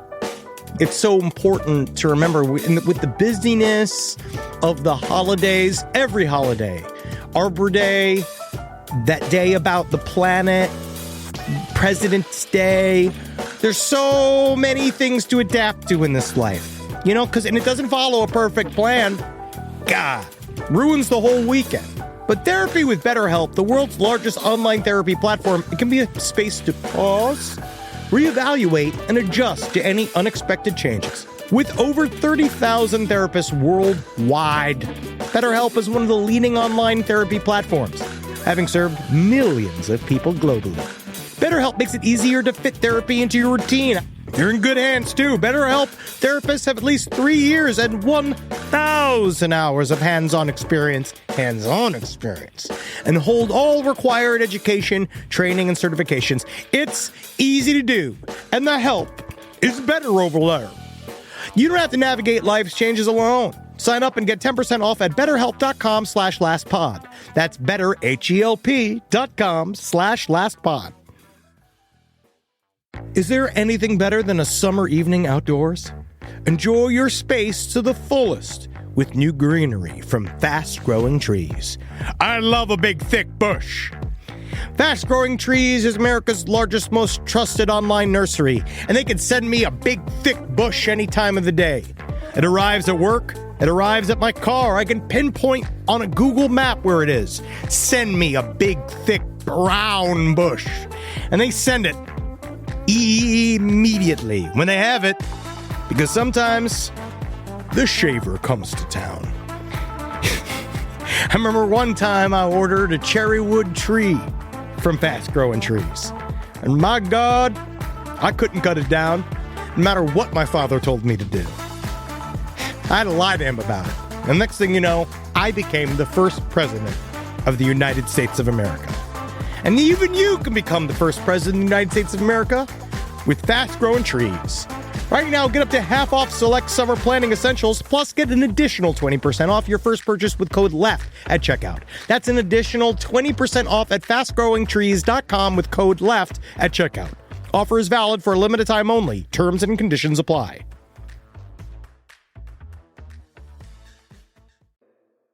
And so, investigators had no other suspects besides Alex Murdaugh. They were, in fact, so confident from the beginning that when they announced the double homicide, they made sure to say, without naming their suspect, that there was no danger to the public here whatsoever. They were so sure of it. And the murders, at the very least, had the effect of taking the heat off Alex Murdaugh in the wrongful death suit that the Beaches had filed against him. Because the morning after the murders, the judge in the Mallory Beach suit canceled the upcoming hearings set for June 10th, 3 days later. So he's just like, did it, yeah. And of course, the judge did this out of sympathy. And this was extremely fortuitous for Alec, because this was the hearing in which Mark Tinsley had compelled Alec to produce his financial records. This may have actually been a third motive for the murders. He might have wanted to produce sympathy to buy time, figure out some other way of fucking getting out of this. Yeah, because now he's so fucking down the oxy hole. He has no fucking... He is just a full monster at this point. Yeah. But investigators were not the only people who were looking at Alec a bit sideways after the murder of his wife and son. Seems like people in the Murdaugh circle figured that it might be a good idea to let Randy III know, just before he died, just how big of a piece of shit his son Alec really was. As Randy III lay on his actual deathbed, a visitor who knew about Alec's money juggling told Randy III that Alec had asked him for 2 loans in the weeks before the murders for no less than $600,000. Jesus fucking Christ. After Randy III was told about this and was told about the murder of his daughter-in-law and grandson, he supposedly grabbed the lapel of his visitor's jacket, pulled him close, and in full Southern drama form said, quote, "What has become of this family?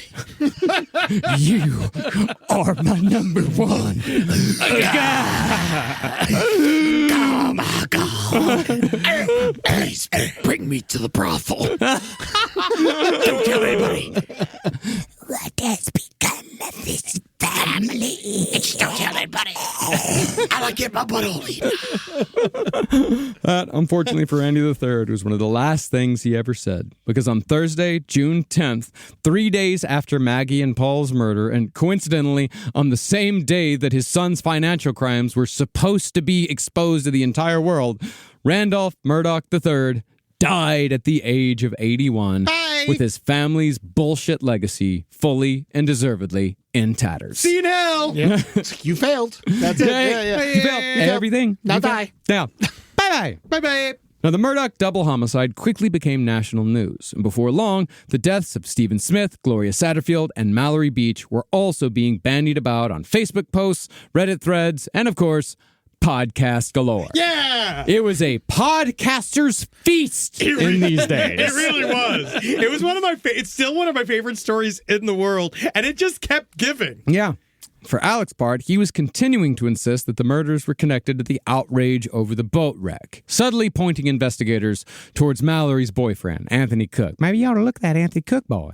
But since there was no evidence to support the outsider theory, and there was only evidence that Alec had done it, investigators continued searching for solid proof that Alec was the perpetrator because they knew that only a surefire kill shot was going to put him in prison for good. Ironclad case. Yeah, and if Cook did it, it would have been in the kitchen. Funny enough. Funny.com. I'm sticking to the thing. Let's fucking shoot him in the head. Let's drop him in the swamp. As long as you kill me by dogs, I'm fine with it. Yeah. By dogs? You mean like next to dogs or with dogs? I want them to lick me. Okay. No, that's cute. I would never do that to you. I would never make dogs kill. Well, to put even more pressure on Alex Murdaugh, investigators announced on June 22nd that they had reopened the Stephen Smith murder, citing new evidence gathered while investigating the double murder at Moselle. They made sure to say in public the Stephen Smith murder and the double murders at Moselle are linked. However, we still don't know what that evidence is or if any evidence ever even existed. It may have just been a tactic, just a ploy to put some pressure on Alex Murdaugh. Yeah, the Stephen Smith murder is still open as well. It is still open. And it did, it triggered, they exhumed his body. Yeah, at the they're very investigating. least. We found out that he definitely didn't die by being hit by a car. There's arguments about, like they say, some say that, the autopsy shows that he may have been hit with a side mirror. Yeah, sure. That might yeah. and then, but again, that still points to accidental death, and then the kids trying to just cover up an accidental death, which I do think, while they were doing something nasty, an accidental death happened, and then they just childlike try to cover it up. It's so rare that someone just sticks only their head into the road. It's super hard really to do. is. Yeah. Super hard to do. Now, once things settled down a bit after Paul and Maggie's funerals, PMPED continued their investigation into Alex's finances, sympathy notwithstanding. By September of 2021, 2 paralegals at PMPED had found hundreds of checks made out to Alex's fake Forge account at Bank of America. And these paralegals had compiled a damning case accusing Alec of stealing millions. They had him dead to rights. And after the case was presented to the partners, all of the partners, even Alex's own brother, had no choice but to fire Alec. They couched it, however, in Alex's oxy addiction, because the oxy addiction had only gotten worse and more obvious after Maggie and Paul's death. They all use this oxy addiction as like a cover. Oh yeah, no, it was the only thing they had. Like it was Well, they to give him sweep it. They can sweep it away. And there's also seemed like it almost is. It's like it's an insanity defense almost. Because then it's like he would, in his right mind, he would have never have done this. Yeah. So therefore, don't send him to jail because he was on oxy. Come on. Yeah. Also, you're on that much oxy. I mean, it's pretty. I guess the wrong word is impressive that you're able to kill a double murder. I mean, to move that fast. Hey, we're going to get into it, like the whole oxy thing. Because, because while he was an addict, he was what you would call a very functional addict. Yeah. Well, he was also what we said before. He's one of those guys that takes oxy and it makes him filled with energy. Yeah. Well, the other thing, though, is that I think, like you keep saying that he was gacked out. I think one of the things that remember, he also was diagnosed with ADHD. So a lot of his constant movements and fidgetiness, that's due to the ADHD. I'm talking about the snorting and the huffing and the lip sucking, and that is what he does. Yeah, what now he that's does different. In the but car. But his constant, look at me. I can't fucking stand still for 2 seconds. No, and look at the size of my ass. Wow, we talked about this. No, it was the snorting. It's the snorting. It's the back drip. You can hear he has a back drip going on. There's something happening But when inside you're of him. crying, you're snorting. He's fucking can't. He has no wetness. Yeah. When the cops showed up, man, he was fucking clean. Yes. OxyClean. That was good. Well, Alec's brother was chosen to break the news that Alec was no longer welcome at PMPED, telling Alec that he could resign or be fired. Alex Murdaugh, though, like he was the fucking David Berkowitz of financial fraud, just said, quote, I knew I was going to get caught eventually. I'm just surprised it took y'all that long. Fucking prick. Yeah, but also what he does, it's humility. It's this thing again, being like, well, that's a little old mistake I made, and I can't believe you guys run up on that one. You know what I mean? It's like there is egg on my face. He does this thing. What is a boy to do? Oh, the tangled webs, wee. Scrambled eggs all over my face. Now, I think that Alec thought that he was just going to walk away from PMPED having been fired, and that was it. But the day after Alec was told... That's bad enough! Yeah, it's bad enough. But the day after Alec was told to leave, his now former firm called up SLED, the South Carolina Law Enforcement Division. PMPED laid out everything with SLED to cover their own asses. And that, of course, triggered a full criminal investigation into Alex Murdaugh. Don't forget, too, they didn't do anything until the lawyers lost money. Yes. This was September 4th, 20... Yeah, they didn't even fucking look into it for a second. Couldn't give a fuck what happened to the little children that were paralyzed and the old people that he literally just took all the money from. It was when they finally took money from the inside, and then they had to cover their own asses so it didn't look like they were stealing money, too. Yeah. Well, this was September 4th, 2021, which ended up being a very eventful day in Alex Murdaugh's life for multiple reasons. On this day, Alex Murdaugh also made his infamous call to his cousin, Fast Eddie, to engage in activities involving firearms that are still somewhat of a mystery. So according to Fast Eddie himself, Alec called him up and met him on the road. After making a bit of small talk, Alec straight up asked Fast Eddie to shoot him in his big dumb potato head because investigators were going to prove that he was responsible for Maggie and Paul. That out at Moselle that night, quote, things just got all fucked up. Now, Fast Eddie, of course, said, hell no, I ain't gonna fucking shoot you. So Alec said that he was just gonna do it himself, and he took off. Well, I'll just do it myself. I don't need you to do anything. I'll do it. I don't need anybody else. Well, he did that thing. He's like, Fast Eddie, we're close, right? Like, Eddie, we're like brothers, ain't we? Okay, I'm gonna need you to shoot me in the head. Right now. I'm gonna need you to shoot. Like, pardon? Right. Hey, listen, you see this? What is it missing? A bullet hole. All right. He ain't wrong. I need you to do something about that. Fast Eddie drove after him, but when Fast Eddie caught up to Alec again, Alec had stopped his car on an isolated stretch of road. Alec got out, but was supposedly holding a gun when he did so, acting very erratically. Like those noodle guys in front of the car sales place? Now, Fast Eddie was, of course, also armed. So, to scare Alec out of shooting himself, Fast Eddie claimed that he fired a shot above Alec's head. Because that's really like, when someone is holding a gun, the best thing to do to make them not use the gun is to shoot your gun in the air. Hey, listen, kids, blam, blam, blam. I need everybody to calm down, all right? Everybody, blam, blam, blam. Well, I mean, it does work in every Western. Yeah, but it's because that's all Fast Eddie has seen. Fast Eddie's never dealt with this before. He was fast on the draw. Well, he had to be. I don't think he was. It sounded like this was a slow rollout. When he fired the shot above Alec's head, Fast Eddie said that Alec fell like a fainting goat. And he hit his head on some rocks on the side of the road. He absolutely did, too. And after that, Fast Eddie pretty much said, fuck this. And he just left. Yeah, he was just sitting there like, well, this is fucking stupid. For 3 seconds, he was so fucked up that he thought he was dead. Yeah, of course. He was just like, oh my God, heaven is just like Hampton County. It's like laying down there. It sucks. No, that story is just dumb enough to be true.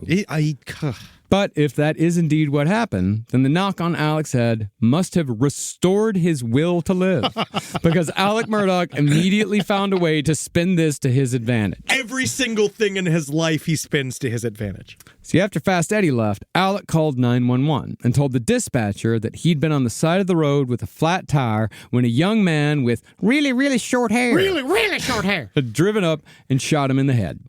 Now, absolutely nobody believed Alec's story for a multitude of reasons. When this hit the news, I'll always remember the day in Side Stories when this hit the news, and I was like, this is incredible. This is such an amazing turn of events. I remember you ran into my office and you were like, He faked committed suicide to jump and shoot himself with that. It's one of the best things in the world. There were no bullet holes in his car, and the wound on his head was so superficial that it just needed to be cleaned and bandaged. Like Have you seen it? Yeah, I mean, it doesn't look like a bullet, Grace. It looks like he fell on some rocks. Yeah, it looks like he's got gravel marks. Yeah.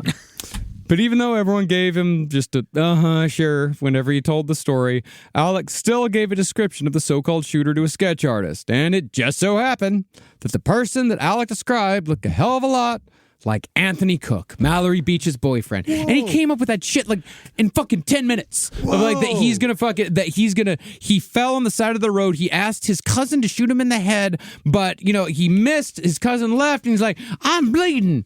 Wait a minute. God damn it. I'm bleeding. What would Patton Oswalt say? He's just trying to figure it out. It's improv, man. It's just when the first thing to describe someone who just tried to kill you is short hair. Really short hair. Really short hair. Really short hair. Not the height, not their skin color. Really short hair. But you know what I'll I think he did say he's a white fella.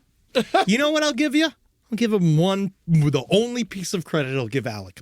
He didn't just put it on some random black guy. He definitely could have. He didn't. He didn't. Yeah, he didn't. He really could have. He could have ruined a whole. But you remember when they sent the Sherry Papini? Yeah. The whole thing, making them go interrogate every single Mexican lady within 150 miles, like what she did. Yeah. So in a way, it's kind of fine. Yeah, I guess there is that. Yeah. It's good to know he's not racist. Well, he is, but I don't think in that way.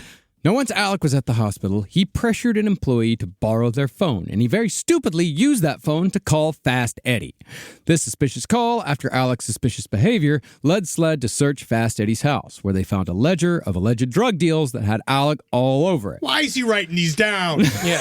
Alec, 5,000 oxy. Many pills for illegal oxy for Alex. Alex, 10,000 pills. Getting more. Need to order more oxy for Alec. Well, it's so funny to listen to Fast Eddie talk now because he's such a fucking idiot because he's He's trial. just a guy. He's a groundskeeper. No, Fast Eddie was just he's like a mechanic. Yeah. But the thing is that at the very least, you should know that if you have a trial coming up in the future, do not do a documentary talking about the crimes that you are accused of. Tell it to Karen Reed. Yes.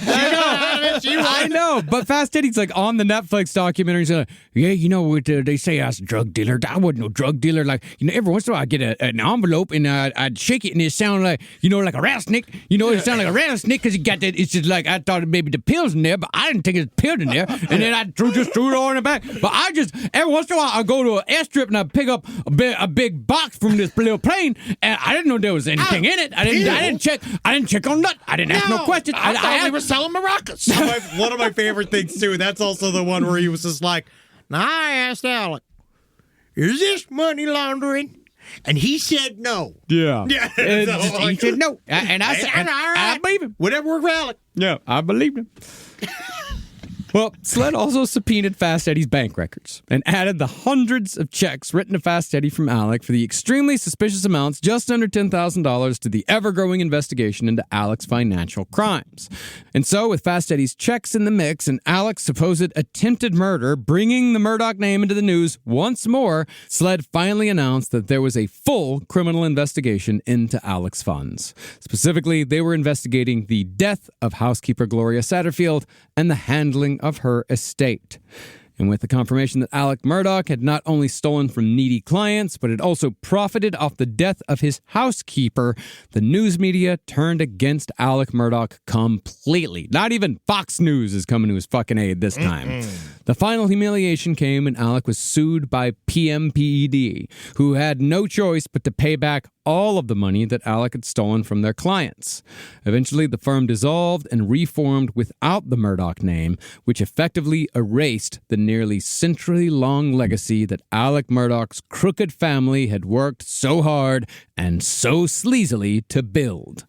So in that prison call, when he gets the word that they're changing the name of PMPED, he's like, oh, I don't know why they had to go all the trouble of that. Yeah. And you're like, again, you just don't fucking understand that you're a fucking multiple murderer, you psychopath. Yeah. And Randy Four. Yeah. Gotta be so fucking mad. So mad. You ruined everything. Yeah, because, I mean, I remember Alec has 3 brothers. You know, like there's Randy the Fourth, there's John Marvin, there's another one floating around out there. Yeah, you got fucking, I gotta, John Marvin can suck my fucking dick. Yes. That's actually very a personal thing for someone to do. You're right. Yeah, it really is. Like, It's actually quite intimate, and I should think about that. I might trust him to do that for me. Yeah. I don't know. Actually, you should think I don't about think that. it'd be an enjoyable experience for you. Actually, you know what? You're right. yeah, personally, I'm married. The only person who can do that for me is my wife. Legally. John Marvin should suck Randy Four's dick. I'd see that. Okay, now that's where my money should go. Okay. Well, with all of this hanging over Alex's head. Well, why do you think they call him Buster? Exactly. We've already been talking about this. I'm sorry, Marcus. It's fine. Well, with all this hanging over Alex's head, he brought attorney Dick Harpootlian back into the fold along with attorney Jim Griffin to defend him. Harpootlian and Griffin managed to get Alec into rehab by blaming all of his crimes on his oxy addiction, but as soon as Alec got out of rehab, he was arrested for his financial crimes. Finally. Oh, well, you know, at least they let him go through rehab. They did, yeah. Well, I mean, and that was very controversial in itself because they let him go to rehab out of state. He's still getting these like small favors being done for him here and there, but the favors that they all have to call in, they are dwindling very quickly. Yeah, it's all running out. Now, Alec was indicted on 48 counts pertaining to his financial crimes in November of 2021. With the Murdaugh name in tatters, his bond was set too high for him to pay. I think it was $7 million. So Alec was sent to the Richland County Jail. Incredibly, though, after Alec got his bearings, he actually seemed to enjoy jail. As author John Glatt put it, Alec was a lifelong hustler who adapted easily to life behind bars. Where Alec was dealing with million-dollar settlements on the outside just a year prior, he was now haggling with criminals using honey buns and Pop-Tarts. But the principles were basically the same. Alec even bragged in jailhouse phone calls to his surviving son Buster how he had mastered the jail's barter economy. Buster listened, honestly sounding both bored and embarrassed, as his father boasted about winning 6 soups, 4 beef sticks, and a bunch of crackers for betting on NFL games with other prisoners. That's great, Diddy. Now tell me, can you kill me next? I want to die, Diddy. Can you please shoot me? I am saying, when I was in jail, I was very surprised at how little they all wanted to watch football. We talked about this, and they watch Cops. Yeah, they watch Cops, and they love Smallville. And there's something we talk about how it almost has a sleepover vibe sometimes if you're in jail. No, yeah, but not where Alec was, because he was with the violent guys. Yes, but I also find actually, at this point, he's not quite with the violent guys, is he? Because he's in the jail for financial crimes right now. Yeah. Oh, yeah. So he is in Gen Pop because when he first got in, he got a black eye because he got into a fight with the guy over a weight machine, and then he was put into the medical wing as like kind of to keep him away from the other prisoners. And he like told Dick Harpootlian, he's like, I kind of got a little soft, but I bet I could take some of these guys in this medical wing. Yeah, and you're like, these guys are all they're all completely delusional. He's also does a call with John Marvin where he's just like talking about how hard it is for him to get his ibuprofen, and he needs to get more ibuprofen because he's hit his ibuprofen limit, and he's got shoulder issues because he's working out all the time. You see him now; he's lost all that weight. Looks great, right? And then that's the problem is that he needs his brother to put money in another guy's commissary so that he could get him to buy him ibuprofen for him, which is also a crime. He's already breaking all the jail rules over the phone. willy-nilly. Yeah.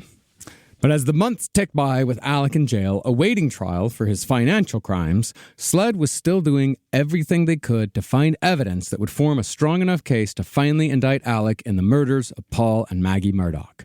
See, they still had Paul's phone, but they were afraid that they'd be locked out permanently if they tried too many codes. Eventually, one of the detectives reached out to the Secret Service for help, but the agent on the other side said, just try the little idiot's birthday. It's always a birthday with these guys. And sure enough, when they finally said fuck it and just punched 0414 into Paul's phone, voila, phone unlocked. And the evidence they needed was found almost immediately. And that's all like Alec is just sitting there being like, how dumb's my son? Yeah. He's sitting there wondering, gauging, how stupid is my son? Mm-hmm. What is he going to do? What is he going to do to fuck this up? You know what I mean? Like that style, and then I bet you there's a hot second where he's like, I might actually get away with this. Yeah. At the very least, just going to have to deal with the financial crimes. Yeah. Not going to have to deal with the murders. Man, Alec was pissed off as hell when he found out the code was his birthday. He's like, I should have tried it. I should have told him I should have told that fucking idiot. Or he's sitting there, he's like, can't remember his birthday. Yeah. Or he's just sitting there just like,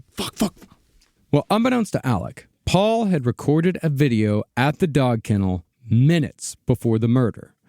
Paul had tried to FaceTime with his friend Rogan to show Rogan his dog's tail injury just a couple of minutes before Alec killed everyone. But since the reception was bad, Rogan had only gotten audio, which is when Rogan heard Alec in the background.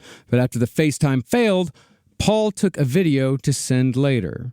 And while investigators watched the video of Paul trying to get a good shot of the dog's tail wound, they heard, much to their great relief, Maggie shouting in the background about her dog Bubba catching a bird. Then finally, they heard big old puss face himself, Alex Murdaugh, calling after Bubba as well. With his extremely distinctive voice. Come here, Bubba. Come here, Bubba. Come here, Bubba. This proved beyond a shadow of a doubt that Alex Murdaugh was indeed at the scene after he said over and over again that he wasn't. Finally, though, investigators got one more piece of strong evidence. Months after sending away Alec's shirt to a crime lab for blood testing, the results finally came back positive. Microscopic blood spray, invisible to the naked eye, was indeed found on Alec's shirt, which meant that even if he had not been the one to pull the trigger, he had been there when they were killed. He was wearing some kind of covering. Mm-hmm. And so, on July 14th, 2022, over a year after the murders were committed, Alex Murdaugh was finally charged with the double homicide of his wife and son. Get him! Now, Dick Harpootlian had gamely decided to stay by Alec's side until the end. After Alec was charged with murder, along with the dozens of other crimes, Harpootlian agreed to defend him in this case as well, for, of course, another sizable retainer. He's getting his. Murder that's a bigger charge than financial crimes. And so, it was Harpootlian and attorney Jim Griffin at Alec's side when his trial began in January of 2023. Appropriately, a portrait of Alec's grandfather had to be removed from the courtroom during the trial, and that portrait of old Buster was never hung again. Burn it! Hopefully one day they'll hang Alec, though. Yeah! Now, Harpootlian's original defense rested on Alec's claim that he had not gone out to the kennels that night prior to finding the bodies. And Dick had reportedly believed Alec when he said, I didn't kill nobody. I was never out there. I don't know what happened. And that was Dick's whole thing. I actually kind of, again, I don't feel bad for him, but I do think that he also was taken in. He was, and so was Jim Griffin. Like the way that Jim Griffin talks about in the first season. They're like fans of Alec. In the first season of the Netflix documentary, before he was charged with the murders, like the way Jim Griffin, like he had to have felt like such a fucking moron. Yeah. With how much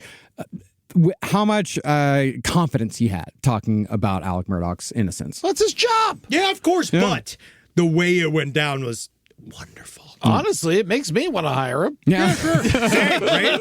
Yeah, I don't think Dick Harpootlian's a bad person to call if you need help. He's and a great fucking lawyer. Yep. If you're we are not against defense attorneys here. No. You have to be properly defended in court. We know that more people, people are innocent and go to jail. It happens, and it's because they have bad lawyers. So you need to have a good lawyer no matter what side you're on. But reportedly, old Dick was stunned into silence when he was shown Paul's video, the one where Alec can clearly be heard calling for Bubba in the background.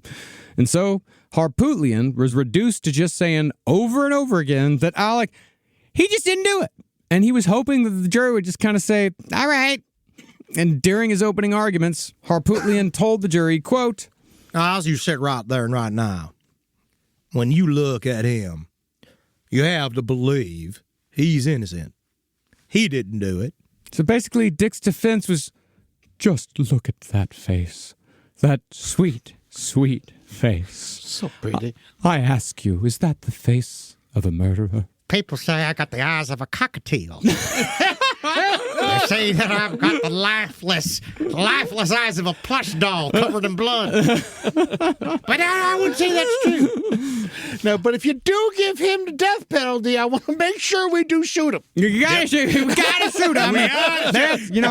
It's a bit of a pet issue of mine that we must shoot him in the head if he does get the death penalty. But listen, Alec, I gotta just say honestly, it's way more humane this way. It's much better than the electric chair. Think of the money the state will save. Think about shooting you in the head. It costs $40 in electricity to kill someone with the electric chair. That is $40. The bullets, $15. Easy to do, and we're using the bullets anyway. Yeah. Lethal injection will not work on you. You could take too much oxy. He's got thin veins. Now, the solicitor in charge of prosecuting this case, Creighton Waters, didn't just have an amazing Southern lawyer name. This is Creighton Waters, solicitor of the 14th District. Good thing he wasn't on the boat. Yeah, that's right. Dude, that guy's a fucking murderer. Yes. Also, goddamn good at his job. Yeah. And he absolutely wiped the floor with Dick Harpootlian and Jim Griffin. He worked 12 hours a day, every day, to make sure that Alex Murdaugh went down. He does this thing, too, in his cross-examination where he's like, well, I'm going to try to save you some time here. And he's just like, we're not saving any time here. We're going to do this as long as we want to do this. We're going to sit here. You're not going to cut the time down. No one's going to. And it's like, awesome. It's watching him squirm. Yeah. That fucking moron should never have put himself on the fucking stand. He really thought that his Lex Luthor-looking face was going to win in that room? That's hilarious. But it has so many times in the past. I know, but that's what he's good at, convincing a jury to fucking let someone off. But it's also the first time he's killed his family. So when he makes his next family and he kills them, he'll know way better. That's true.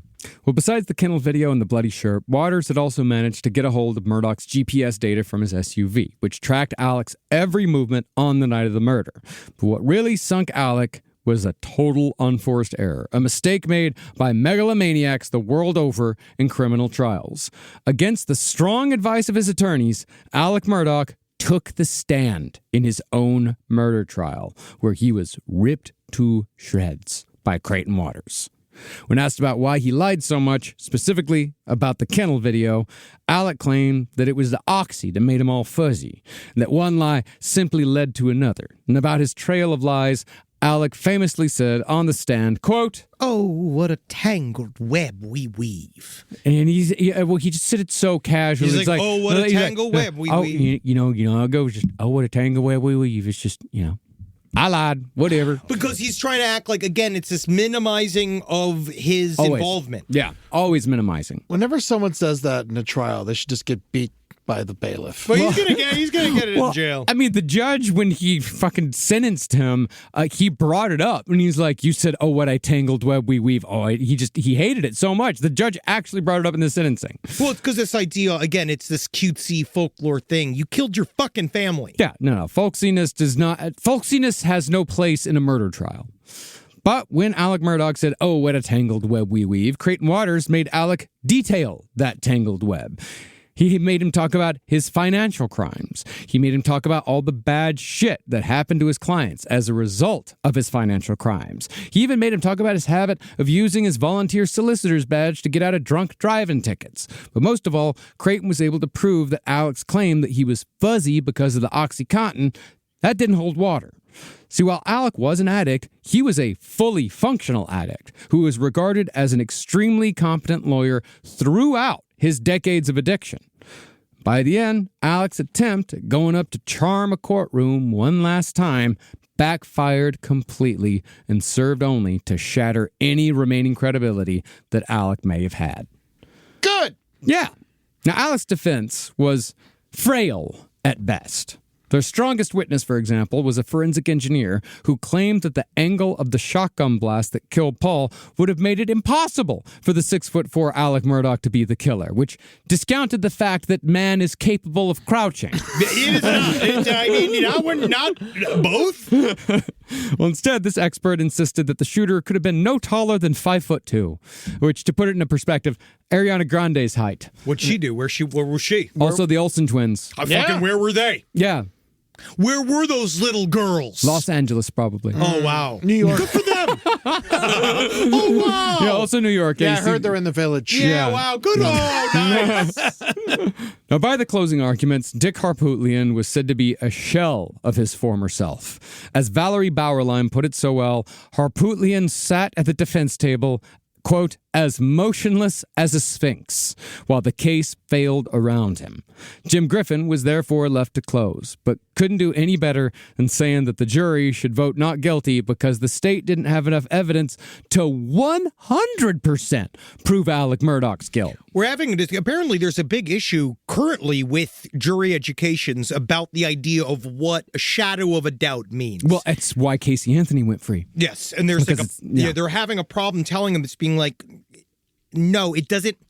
We're now going on to the other side. Just because there isn't a picture of him and video of him actively shooting them, and then their dead bodies, them standing up saying Alex Murdaugh murdered me, that's not how it always is going to be. Yeah.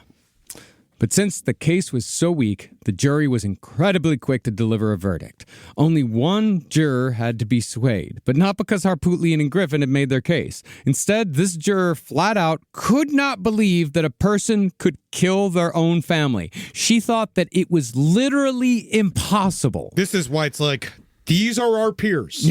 That's a good pick for Harpootlian. Oh, yeah. It is. It's a very good pick for Harpootlian. He's like, that one's mine. I told you I'd pick her. Oh, yeah, I knew that would be good. I could tell by the way she held that tea cozy coaster her body. But after the rest of the jurors assured this sweet moron that it was indeed very possible and that it in fact happened every single day somewhere on this earth. God, you think the idea of teaching her single-handedly every single incident of familicide? Yeah. That's got to be amazing. Andrea Yates. Yeah. There's just you're going to be like, this one. Ronald Gene Simmons. And it's just like Chris Watts. Benoit. Yeah, Benoit. Chris Watts and Chris Benoit. And Chris, bad name. Yeah. Well, Alex Murdaugh was finally found guilty for the murders of his wife and son and was subsequently sentenced to life in prison. 3-hour jury deliberation. 3 hours. I mean, that's incredible. And an hour of that was them convincing some moron that, yes, family members do kill each other. Yes. I wonder why they didn't give him the death penalty.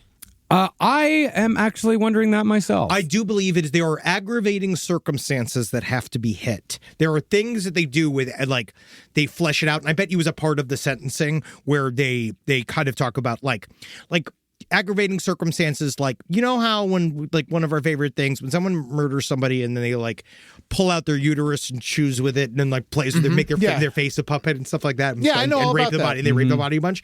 They'll be like, yeah, I'm aggravated now. Yeah. And then that's later, aggravating circumstances. But if you just murder your family, I might be right. SideStoriesLPOTL@gmail.com. But I'm pretty certain he just didn't hit certain factors that activate the death penalty. I think it's the last break that he ever got. Probably. Might be.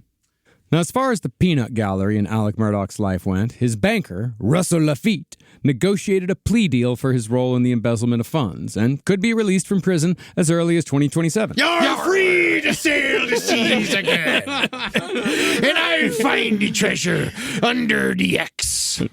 His other partner in embezzlement, however, Corey Fleming, decided to fight. That was the wrong move. And Corey Fleming was sentenced just last year to pay $3.75 million in restitution, in addition to a term of 13 years in prison. Unlucky number. That it is. It is. Those, of course, were Alec's partners in his financial crimes. Again and again, the question arises as to whether or not Alex Murdaugh had any partners in the murders, specifically in the cleaning up of the murders. And while they cannot prove it, the prosecution did believe that someone helped Alec by, at the very least, disposing of the guns. Somebody had to. They didn't find him. They found him nowhere. Now, you'd think the likeliest suspect here would be Fast Eddie, but I don't think Alec would have trusted him with something this important. He'd still be hiding him. He's slow. Yeah, I think that Fast Eddie literally is just like, the most I can do is pills. Right? Like, that's like the most you really want to fucking depend on me on. I want to do this for you, but you do not want me to do this for you. You know what I'm saying? I'm trying to help you by not helping you. Well, instead, I personally think, and again, this is just my opinion, that Buster was the other person involved here, and possibly John Marvin. See, I still feel like John Marvin was top position. Buster, I don't know if Buster's the sharpest crayon in the box. I don't think he's able to do it. Well, listen to this, because I think Buster, I've known... He's an Eric Trump. I've known...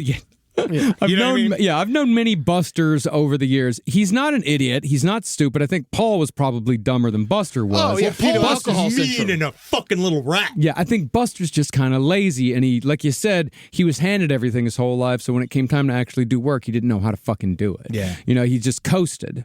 And listen to this. Let's get into this for a second. If you'll remember, Buster's life was pretty much over after he got kicked out of law school. And the only thing he had left in this life was what his father could offer him by being a Murdaugh in the Low Country. That could have been quite a bit. Could have been. Buster, therefore, had motive to do whatever his father asked him to do. Yes. As for proof, I got none. Nothing. Bupkis. But there is a very suspicious jailhouse phone call in which Alec seems to be asking Buster to go out to Moselle to do something.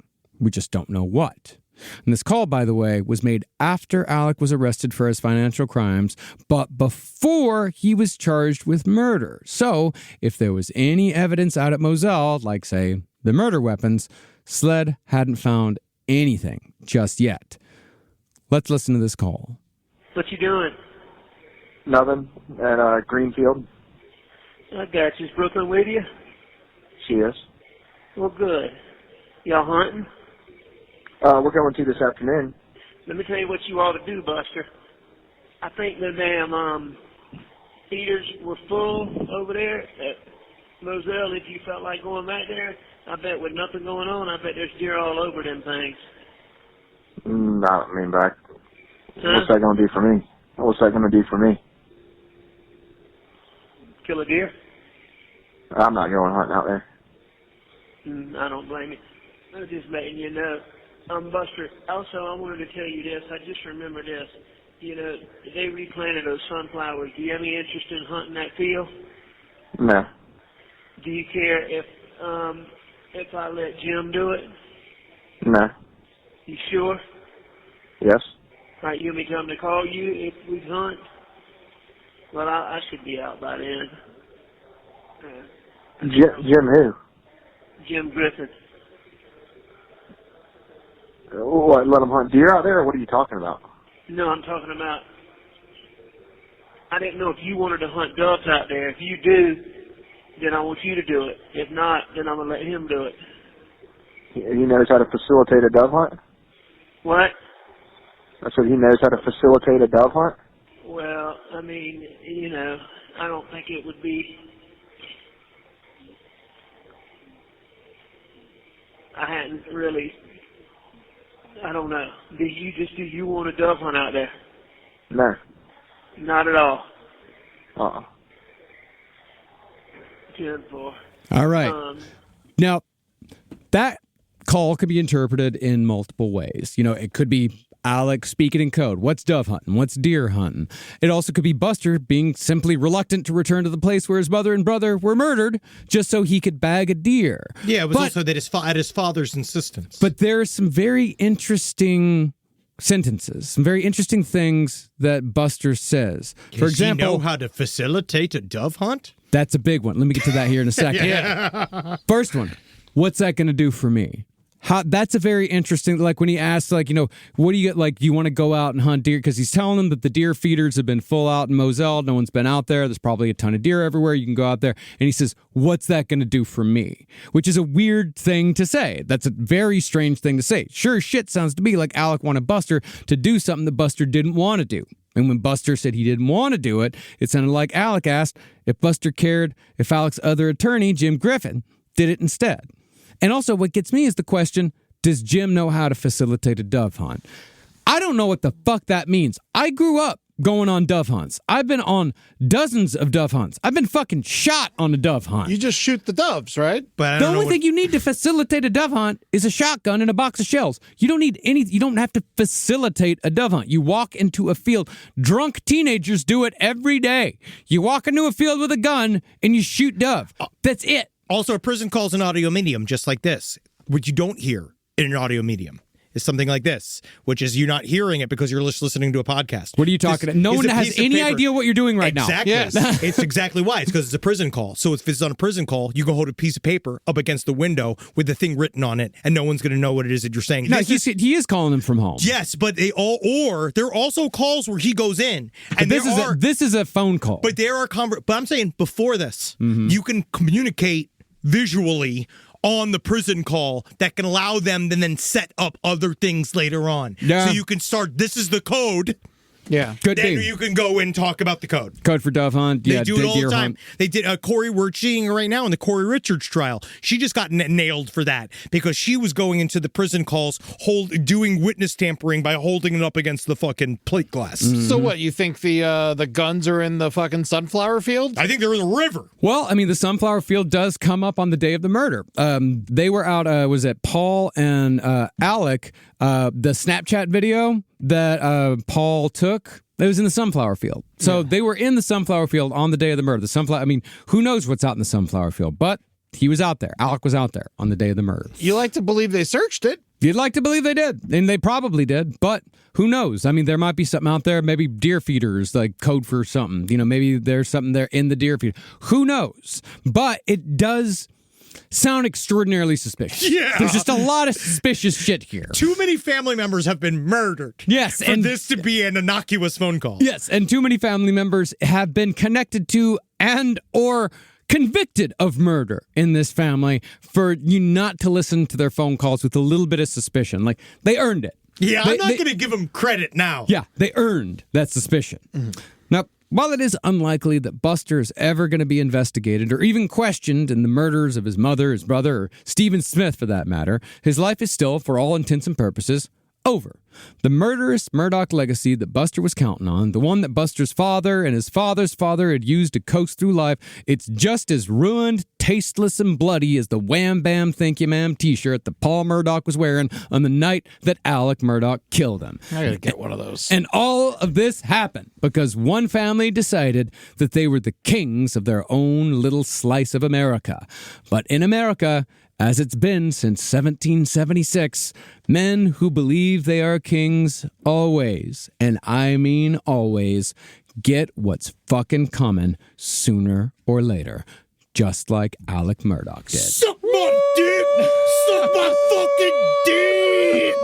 Ski. I see what you did there. I see what you did there. Yeah. Fucking great. Oh, you can go right over to the T Public and get yourself a Wham Bam Thanky Bam shirt. Yeah, go to Spreadshirt and get the Wham Bam. Don't get that shirt. That's awful. Spreadshirt. It's fucking awful. Spread. Don't get the Wham Bam Thank You Man You shirt. can just, if you want it, the only place to get that shirt is from a merch booth at a Nugent concert. Yeah, or Spencer's Gifts. If you don't have a Spencer's Gifts local, you can't buy that shirt. You might be able to buy, I don't know if Gadzooks is still open. You can maybe buy it there. And all Paul ever did was finger somebody. Yeah. Well, you know, what a great fucking series, buddy. Yeah, everyone. Really good work. Thank you. You as well. Proud of you. I'm glad could probably never talk about these motherfuckers again. So Until he gets killed in prison. We'll see what Buster does. Or until the appeal. Yeah, we never know. I mean, the last I checked, Buster still, like, he lives, I think, in Beaufort County. He just got married. He got married to Brooklyn. Yeah, the May girl, 3rd. Yeah, and his friends, we actually got many messages saying that they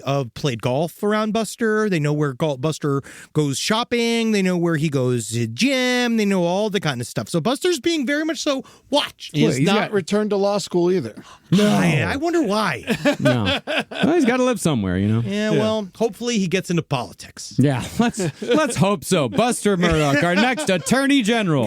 We need some good Democrats in there. Honestly, shake it up. I can finally shake it up. Yeah. We get Buster Murdaugh, Kyle Rittenhouse. You can finally get me to the voting polls, guys. Come on, don't you want me at the booth? Don't you want me there, my favorite guys? Nothing I love better than a bunch of tubby little fucks ruining life for other good tubby fucks. Come to patreon.com/podcast11. You could pay money to join us live for Last Stream on the Left, 6 p.m. PST. Some things have changed in our Patreon. One thing that has not changed is that you could still absolutely get Last Podcast on the Left and Side Stories ad-free podcast form on Patreon. Yeah. You're also going to get the new video of our brand new movie podcast that Ed and I are doing, Last Letterboxd on the Left. That will be, the audio will be on SiriusXM. The video will be on Patreon. You're going to get that. You're getting a new watch-along series with fucking Ed Larson. And then the new top-tier $25 givers to our Patreon can submit videos that we will show, and then we are going to shoot an wholly separate Last Stream on the Left After Dark scenario, in which we will be doing it just for the Patreon. So you'll be able to watch those videos on your own. And they don't go to YouTube. Nobody else gets it. It's for you. No, I'm just going to start putting last blank on the left, last prolapse on the left. Prolapse on the left. Wait till I get my last colonoscopy on the left. Last hemorrhoid on the left. Nothing changes with the stream. The stream is exactly the same. It's going to YouTube. People were asking about that. It's going to the same. This video you're going to see on Netflix. Yeah. You know, check that out. All right, you can just check that out. It's right there. Side Stories still coming out. Everything exactly the same. Go check out our YouTube pages for LPN TV. Someplace underneath LPN Romantasy, No Dogs in Space, and The Foreign Report. You can still go over there. Go check it out. Check it out. And don't forget to come see us on tour. We're going to be going all sorts of cities over this year of our Lord. 2026. Yes. Tomorrow you can see us in Philadelphia at the Met. Get your freaking heinies out there. That's a big ass theater. We sold a shit ton of tickets, but we still got a couple left. Come and see us there. I can't wait. You know, that's where they filmed 12 Monkeys. Really? Oh, wow. Yeah.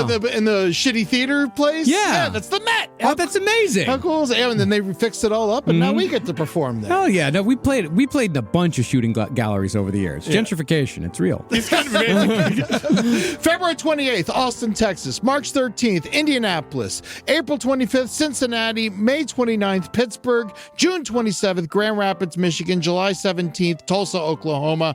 And July 18th, Oklahoma City, Oklahoma. That's where that fucking place is. Also, there's a whole bunch of shows that Side Stories added a bunch of shows. Just go to lastpodcastontheleft.com to find out what shows we're doing by you. And if you want to see me do stand-up, go to anytunes.com to look for all dates there. We love you so much. I can't wait to meet you and shake your hand, because I just want to shake your hand. I want to shake your hand. All right, guys. Well, hail Satan.